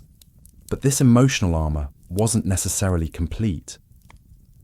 Galen wrote about his patients with what seems like genuine empathy, documenting their responses to pain and treatment with real concern for their well-being. Maybe the occasional success story, the gladiator who actually recovered fully and earned his freedom, provided just enough emotional payoff to justify continuing this morally complicated work. Still, the weight of knowing that most of your patients were destined to return to danger, that your healing was just a temporary pause before the next scheduled violence, must have been a constant psychological burden. Every successful surgery was shadowed by the knowledge that you were essentially maintaining human fighting machines, rather than truly saving lives. It's quite a contrast to your current situation, isn't it? Here you are, safe and comfortable, maybe drifting peacefully towards sleep, completely removed from the blood, sweat, and moral complexity of an ancient trauma surgeon's daily reality. Makes you appreciate just how many layers of civilization separate us from a world where healing and harming were so intimately, brutally connected. All right then, my fellow insomniacs. We've been wandering through the blood-soaked world of gladiator medicine, but now let's pull back and see how these arena doctors fit into the bigger picture of Roman healthcare. Were they the medical equivalent of rockstars, or just another group of overworked trauma surgeons trying to make a living in a very violent economy? Let's start by comparing them to their closest professional cousins, the Roman military medics. Because if you think about it, The Roman army was basically a massive, well-oiled machine for organized violence, and they needed equally organized medical support to keep that machine running smoothly.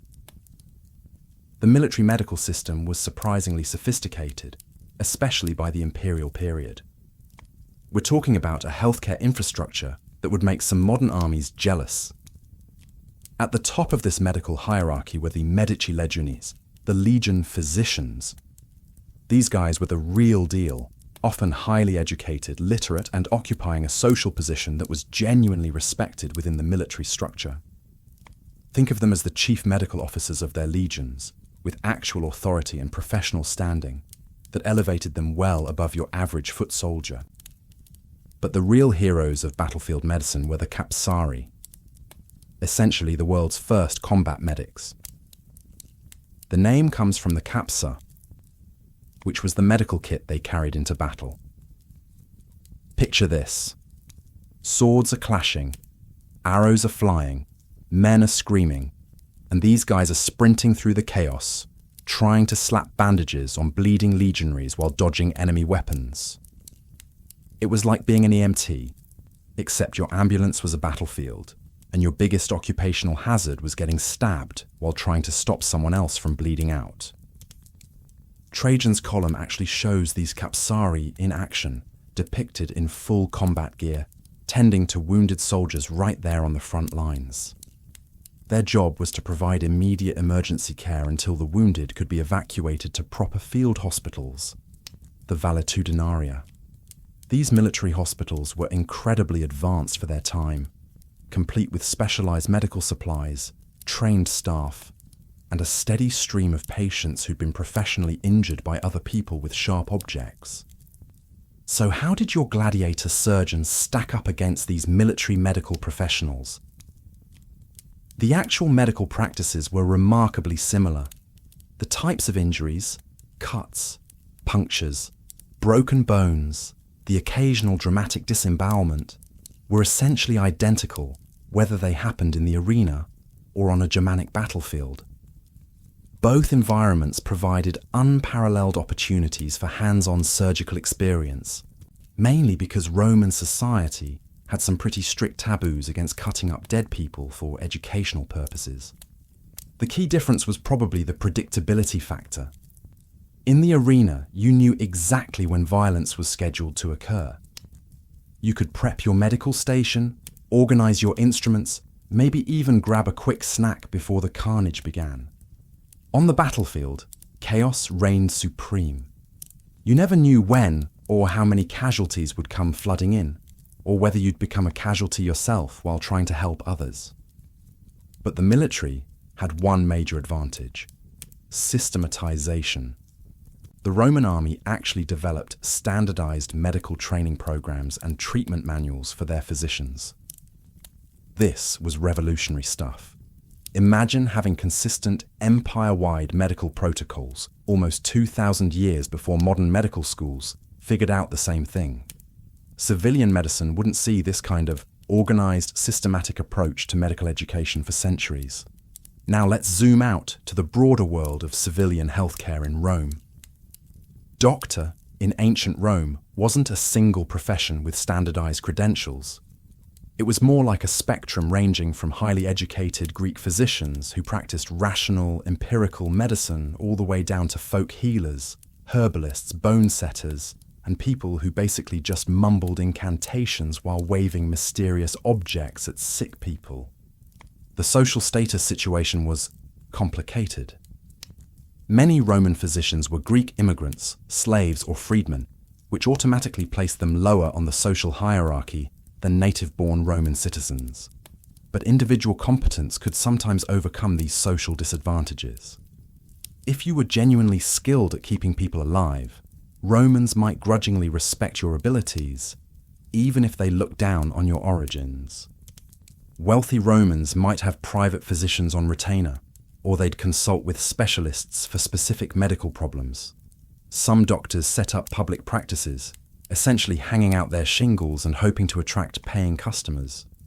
But here's the interesting part. Surgery was often viewed with suspicion by some of the more philosophical physicians. especially those who followed certain Greek medical traditions that considered cutting into the human body to be crude and barbaric. Remember poor Archagathus, who got nicknamed the Butcher and was run out of Rome because he was a little too enthusiastic about surgical solutions? That pretty much sums up how some civilian medical circles viewed hands-on surgical practice. They preferred their medicine theoretical and their treatments non-invasive. So gladiator surgeons occupied this fascinating middle ground. They were dealing with injuries similar to military medicine, but they were operating in a civilian, entertainment-focused context. Unlike military physicians, who prioritize keeping soldiers functional for conquest and defense, gladiator doctors were focused on keeping fighters healthy, specifically for public amusement. It was healing with a very specific purpose, not just to save lives, but to enable future performances. This created a unique medical niche that wasn't quite military and wasn't quite civilian. Gladiator medical care was privately funded, but involved a high trauma environment with a captive patient population. It became a sort of bridge between different medical worlds, a place where advanced surgical techniques could be practiced and refined outside the chaos of actual warfare. The gladiator schools essentially functioned as specialized trauma research centers. The constant, predictable flow of injuries allowed doctors to develop and perfect techniques for wound care, hemorrhage control, and complex surgical procedures. These innovations didn't stay locked away in the Ludus. They spread throughout the Roman medical world, improving care for soldiers and wealthy civilians alike. In a weird way, the brutal spectacle of gladiatorial combat became an unexpected driver of medical advancement. Techniques developed to keep entertainment assets functional ended up pushing the boundaries of surgical knowledge throughout the empire. It's like having a medical research program funded entirely by staged violence, morally questionable, but surprisingly effective at advancing the field. So gladiator surgeons were neither the rock stars nor the bottom feeders of Roman medicine. They were highly skilled specialists working in a morally complex environment that happened to generate incredible opportunities for medical innovation. They occupied a unique position where entertainment economics, practical surgical skill, and the demands of public spectacle all converged to create some of the ancient world's most advanced trauma care. It's a peculiar legacy when you think about it. The idea that people fighting for public amusement could drive the development of medical techniques that would ultimately benefit everyone. Only the Romans could create a system where scheduled violence became a pathway to healing knowledge.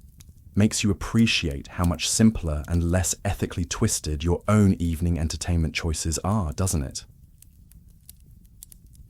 We've been wandering through the twisted carnival of gladiator medicine, but now it's time to look at the hard evidence.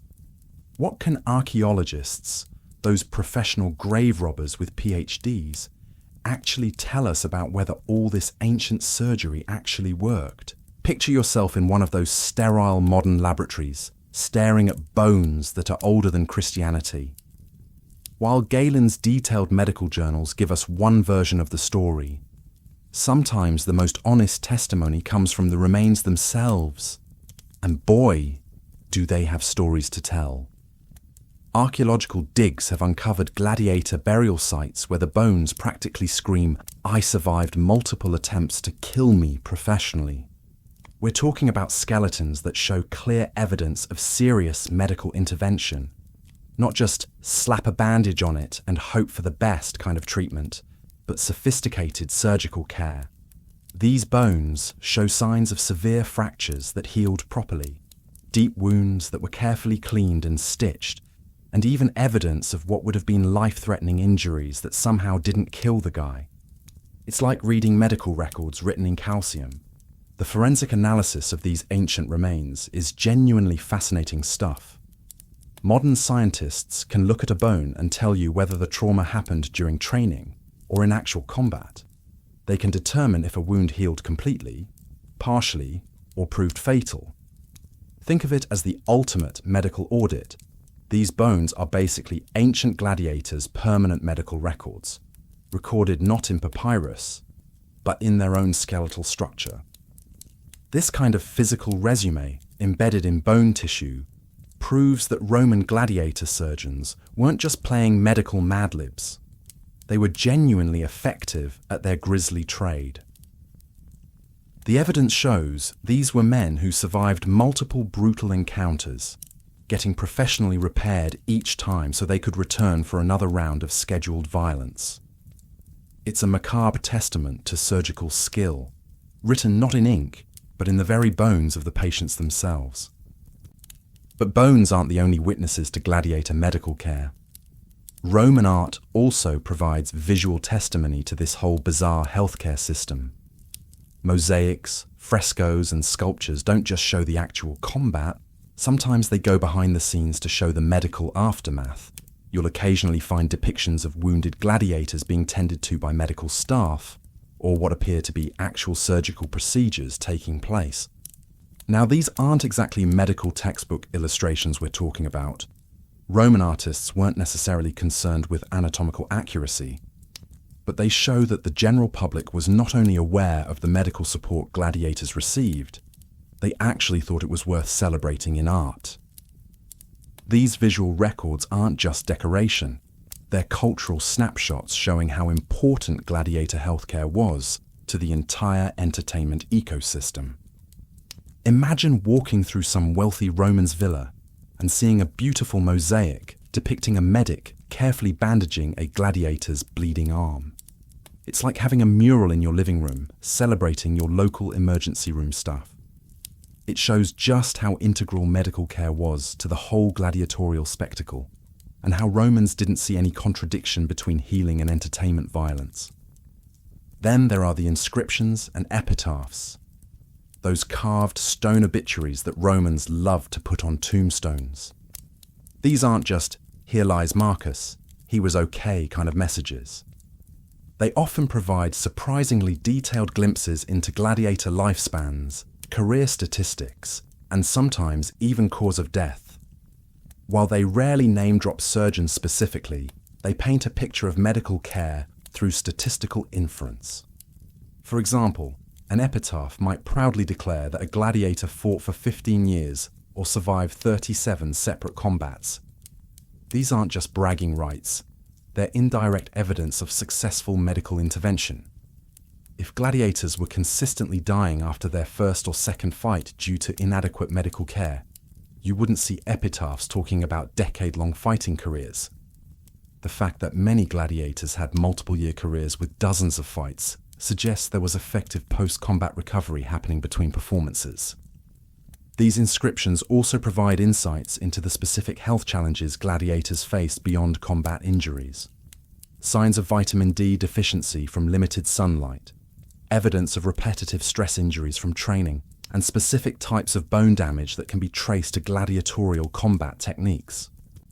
The relatively low evidence of widespread, untreated infections in Gladiator remains further supports the effectiveness of their wound care practices, even without modern antibiotics.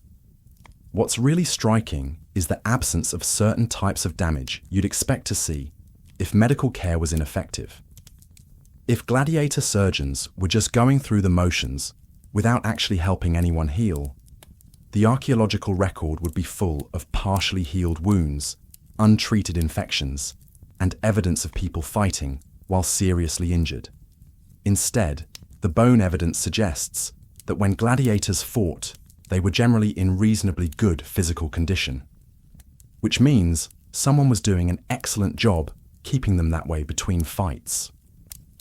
So all these silent witnesses, the bones, the artwork, the carved stone memorials, collectively tell a compelling story.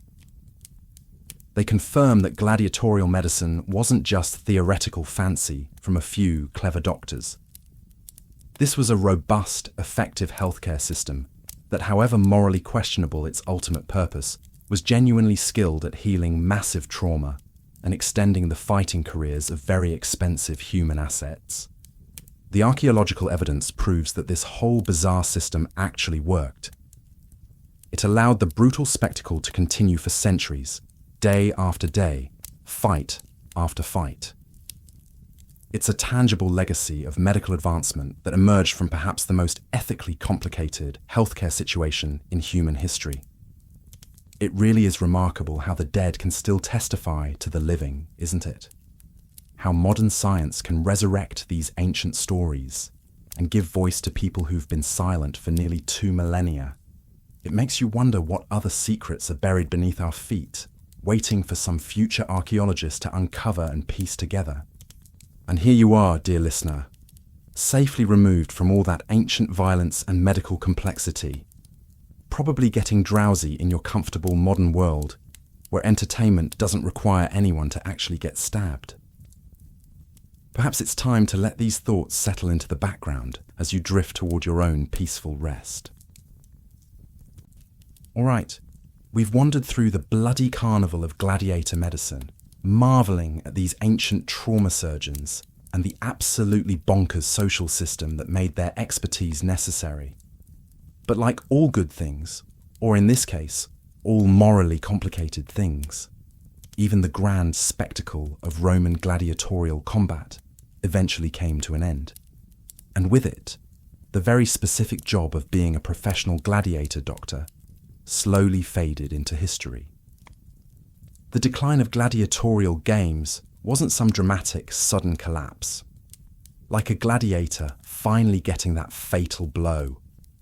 Instead, it was more like watching a really expensive party gradually wind down as the hosts run out of money and the guests start questioning whether watching people get stabbed is really the best use of a weekend afternoon. Several factors combined to kill off this peculiar form of entertainment, each one chipping away at the foundations until the whole bloody enterprise finally crumbled. One of the biggest game changers was the rise of Christianity.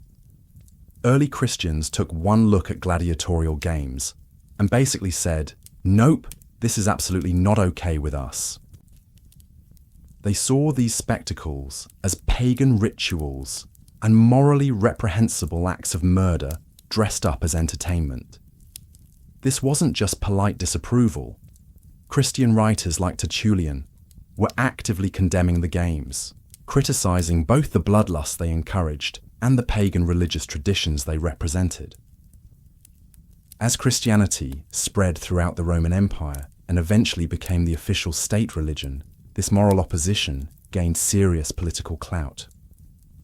Emperor Constantine, the first Christian emperor, actually banned gladiatorial contests in 325 CE, though like many imperial edicts, enforcement was spotty and the games limped along for a while longer. It's like trying to ban something that's been a cultural institution for centuries. There's always going to be pushback and people trying to find workarounds. But beyond religious objections, economic reality was also delivering some brutal hits to the gladiatorial industry. Staging these games was incredibly expensive. We're talking about costs that would make modern sports franchise owners weep. You needed expensive, highly trained gladiators, elaborate arena setups, exotic animals shipped from distant lands, and massive supporting infrastructure. As the Roman Empire faced increasing economic troubles in its later centuries, spending astronomical amounts on violent entertainment became harder and harder to justify. Think of it this way. When your empire is struggling to pay its armies and maintain its borders, dropping millions on elaborate death matches starts to look like questionable budget allocation. The money that once funded gladiatorial spectacles was increasingly redirected toward more pressing concerns, like keeping barbarian tribes from overrunning your territory. Political changes were also undermining the whole system. In the earlier days of the Republic and early Empire, sponsoring gladiatorial games was a crucial way for ambitious politicians to buy popularity with the masses. It was like an ancient version of campaign advertising, except instead of TV commercials, you provided spectacular violence. But as the empire became more centralized and emperors consolidated absolute power, individual aristocrats had less need to curry favor with the public through these expensive spectacles. The emperor became the primary sponsor of major games, and as imperial authority became more established, the political necessity of these particular popularity contests diminished. Why spend a fortune on gladiatorial games when your power doesn't depend on public approval anymore? By the 5th century CE, after nearly 700 years of professional blood sport, gladiatorial combat was effectively finished in the Western Roman Empire. The last known gladiatorial contest in Rome itself supposedly took place in 404 CE, and the story of its ending is almost too perfect to be true. A monk named Telemachus reportedly rushed into the arena to stop a fight and was subsequently stoned to death by outraged spectators. Whether or not this actually happened exactly as described, it became the symbolic end of the games in the imperial capital. While some forms of gladiatorial combat probably continued in remote areas for a bit longer, the golden age of professional arena violence was definitively over. The Colosseum, which had once echoed with the roars of 50,000 spectators, gradually fell into disrepair and was eventually repurposed for other uses. The end of an era, you might say. But here's the crucial question. What happened to all that medical knowledge that had been so brutally acquired in the gladiator schools? All those surgical techniques, trauma care protocols, and anatomical insights that had been developed through centuries of patching up professional fighters? Fortunately, this knowledge didn't disappear along with the gladiators. Instead, medical expertise made a natural transition into other domains where similar skills were still desperately needed. Military medicine, in particular, became the new home for much of this surgical knowledge. Roman armies were still operating, still fighting wars, and still generating plenty of traumatic injuries that needed expert treatment. The capsari and valetudinaria, those military medical systems we discussed earlier, continued to thrive, absorbing and building upon the lessons learned in the arena. The continuity of medical techniques across these different contexts is actually quite remarkable. Galen's writings, which drew heavily on his experiences as a gladiator physician, became foundational medical texts that influenced medical practice for over 1,000 years. His detailed descriptions of surgical procedures, wound care, and anatomical knowledge, all honed in the grim laboratory of the gladiator school, were copied, translated, and studied by Byzantine, Islamic, and European physicians. Concepts that seem obvious to us now, like the importance of thorough wound cleaning, proper technique for tying off blood vessels, and advanced suturing methods for internal organs, didn't disappear with the end of gladiatorial combat. They became part of the broader medical knowledge base, benefiting anyone who suffered traumatic injuries, whether from construction accidents, everyday violence, or military service. However, the brutal context in which much of this surgical knowledge was developed did have some lasting effects on how surgery was perceived in later periods. On one hand, the undeniable effectiveness of gladiator medicine had demonstrated that hands-on surgical intervention could be legitimate, effective, and life-saving. This validation was important for a profession that had often been viewed with suspicion and associated with low social status. On the other hand, the sheer bloodiness and brutality of the gladiatorial context probably reinforced certain negative perceptions of surgeons as butchers or manual labourers rather than intellectual healers. For much of the medieval period in Europe, surgery would be separated from pure medicine, often performed by barbers and other lower status practitioners, while university-trained physicians focused on diagnosis and internal medicine. This professional division, influenced partly by the bloody, practical reality of Roman arena surgery, would persist for centuries. It took a long time for surgery to regain the intellectual prestige and social respect that it had enjoyed in the hands of figures like Galen. Ultimately, the gladiator surgeon represents this fascinating historical paradox.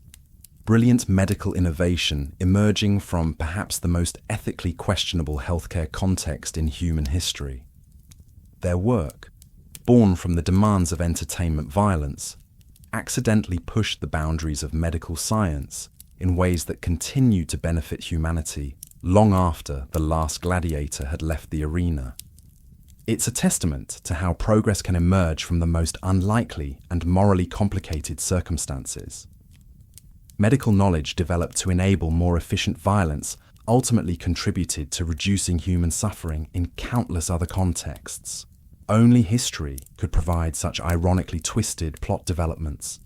And now, dear listener, as these echoes of ancient Rome finally fade into silence, perhaps you can allow yourself to drift peacefully into sleep, grateful that your entertainment choices don't require anyone to actually get professionally stabbed for your amusement. So, we've wandered through this absolutely bizarre chapter of human history, the world of Roman gladiator medicine, with all its surgical skill, moral complexity, and frankly disturbing economics. We've met Galen and his colleagues, witnessed their remarkable medical innovations, and marvelled at how they managed to advance healing arts while working in what was essentially a human meat grinder. But as we gently step away from those blood-soaked arena sands, there's a question worth asking. What can these ancient medical dilemmas possibly teach us about our modern world? It might seem like an enormous leap from ancient Rome to today's sterile operating rooms. But the uncomfortable parallels are there if you're willing to look. Consider modern trauma surgeons, especially those working in urban emergency rooms dealing with gun violence, gang warfare, and other forms of human brutality. Their primary mission, just like those gladiator doctors, is straightforward: save lives, repair damage, restore function. They work with incredible precision, using instruments that are direct evolutionary descendants of Galen's surgical tools. They've dedicated their careers to healing. But here's where things get ethically murky. What happens when the life you save belongs to someone who caused the violence in the first place? Picture a trauma surgeon working frantically to save a gang member who was shot during a drive-by shooting.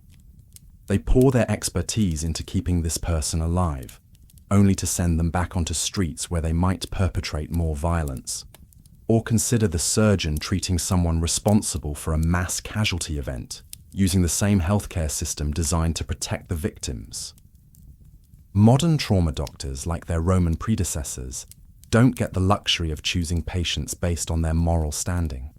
Their oath is to the injured body in front of them, regardless of how that body got injured, or what it might do after healing.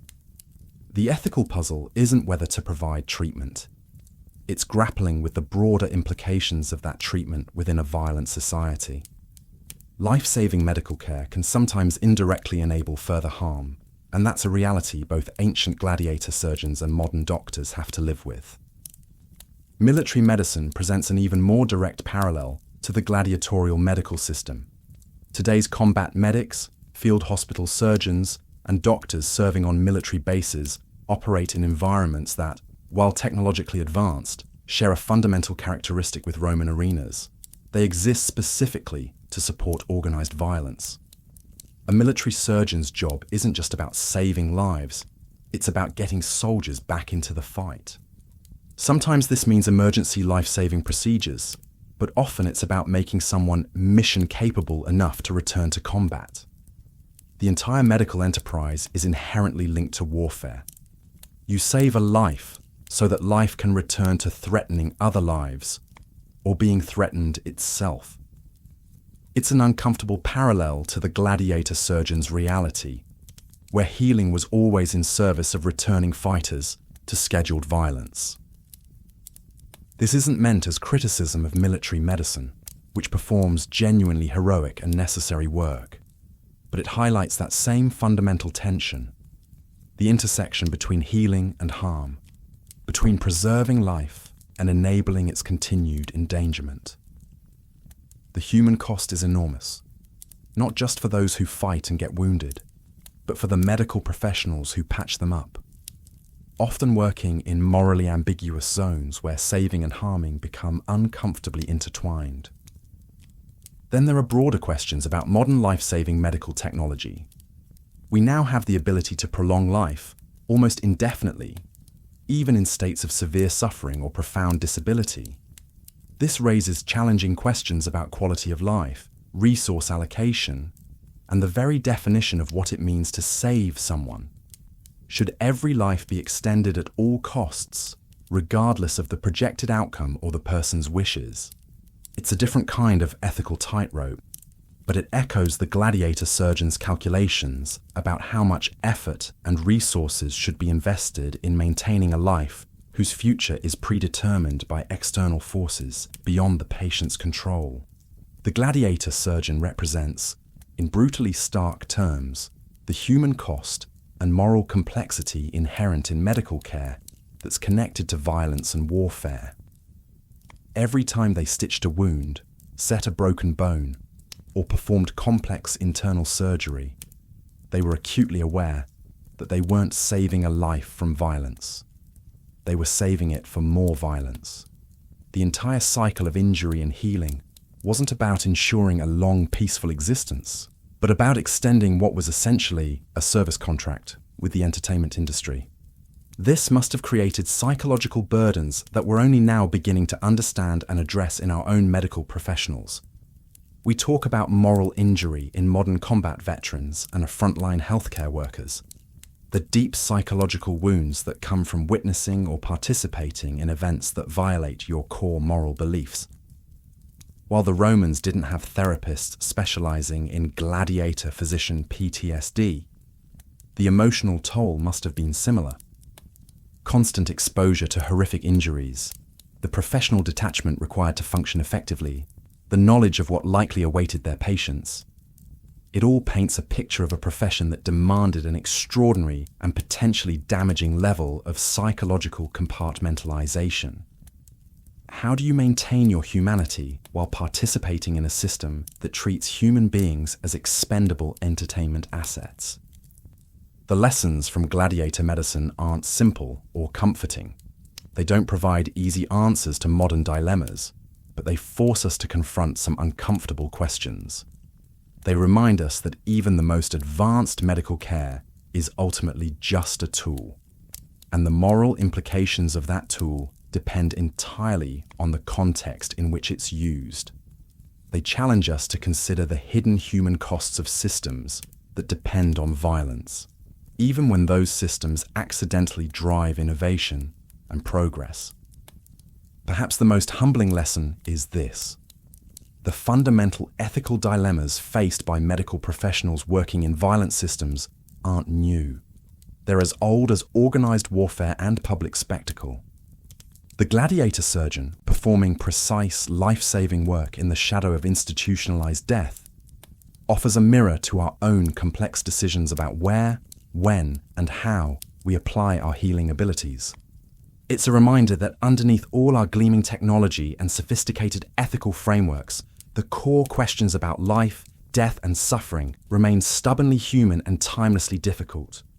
The tools change, the context evolves, but the moral weight of healing in a violent world stays remarkably constant.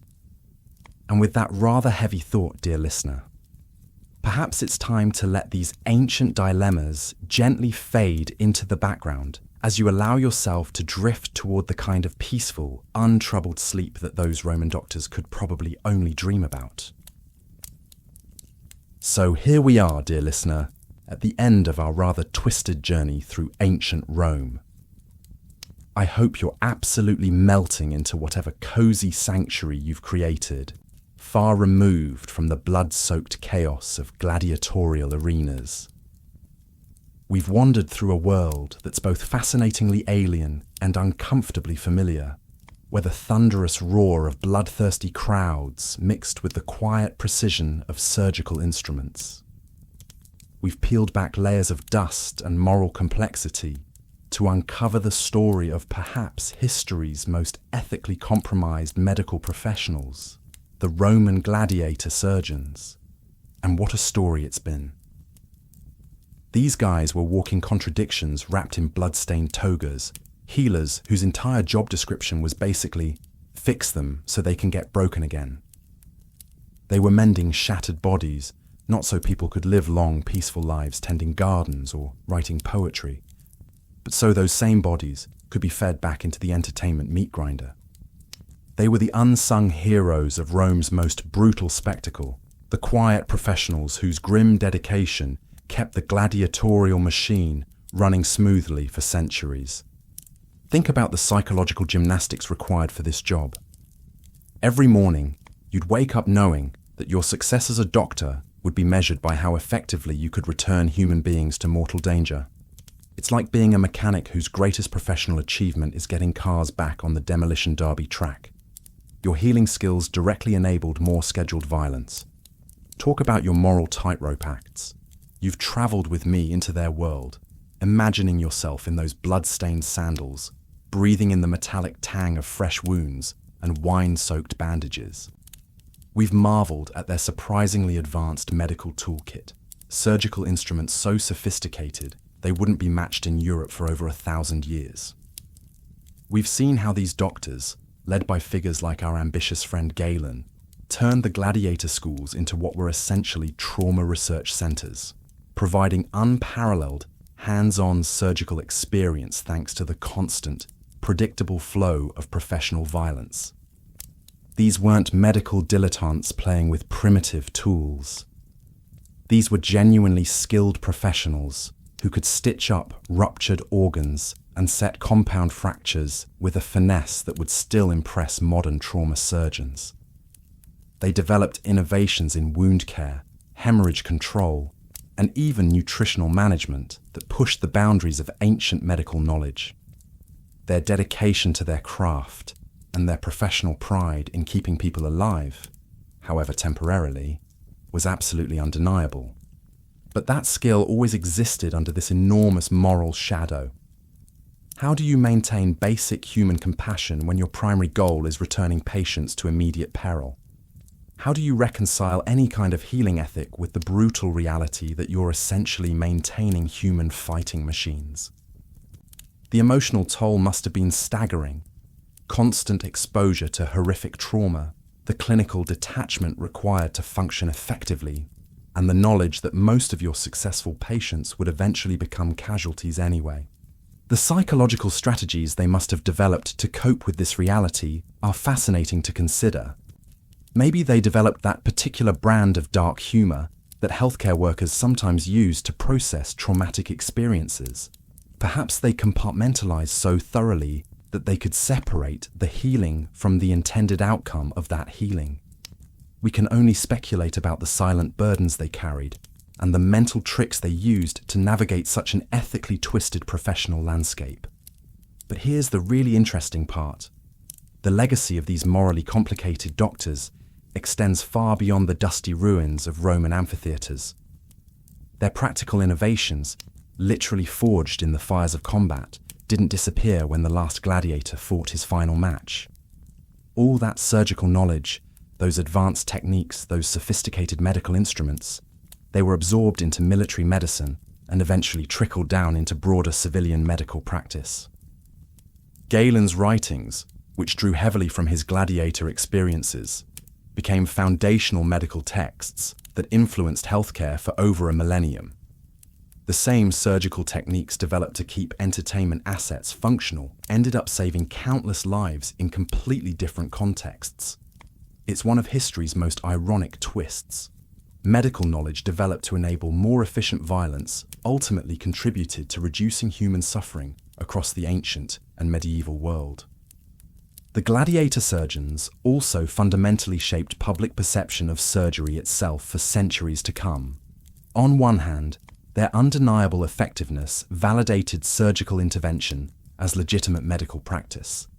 On the other hand, the brutal, bloody context of their work probably reinforced certain stigmas about surgeons being mere craftsmen, rather than learned physicians, a professional division that would persist well into the medieval period. So, as these ancient stories settle around you like a comfortable blanket, I want you to reflect for a moment on what we've discovered together. Think about the enduring human cost of violence and the always complicated role of those who try to heal within violent systems. Consider the impossible choices faced by these men with their scalpels and their consciences. and how their ancient ethical dilemmas echo, sometimes subtly, sometimes glaringly, in our own modern world. In today's trauma surgery, in military medicine, in the simple act of saving a life that might face danger again tomorrow, the shadow of the gladiator surgeon reminds us that healing is rarely morally straightforward. The tools and techniques evolve, but the fundamental ethical complexities remain stubbornly, timelessly human. But you, dear listener, are safe in your warm, comfortable space. You're worlds away from having to make such impossible choices. You can let these thoughts drift and settle as you sink into the kind of peaceful, untroubled rest that those ancient doctors probably could only dream about. I really hope you've enjoyed this rather dark journey through medical history. If you have, please hit that subscribe button, and I'd love it if you'd drop a comment letting me know where in the world you're listening from and what time it is there. It genuinely amazes me how these whispered tales from the past can reach people tucked into beds all around the globe. And with that, dear listener, let the echoes of ancient Rome fade gently into silence as you drift toward your own peaceful dreams. Grateful that your entertainment choices don't require anyone to actually get professionally stabbed for your amusement. Sweet dreams.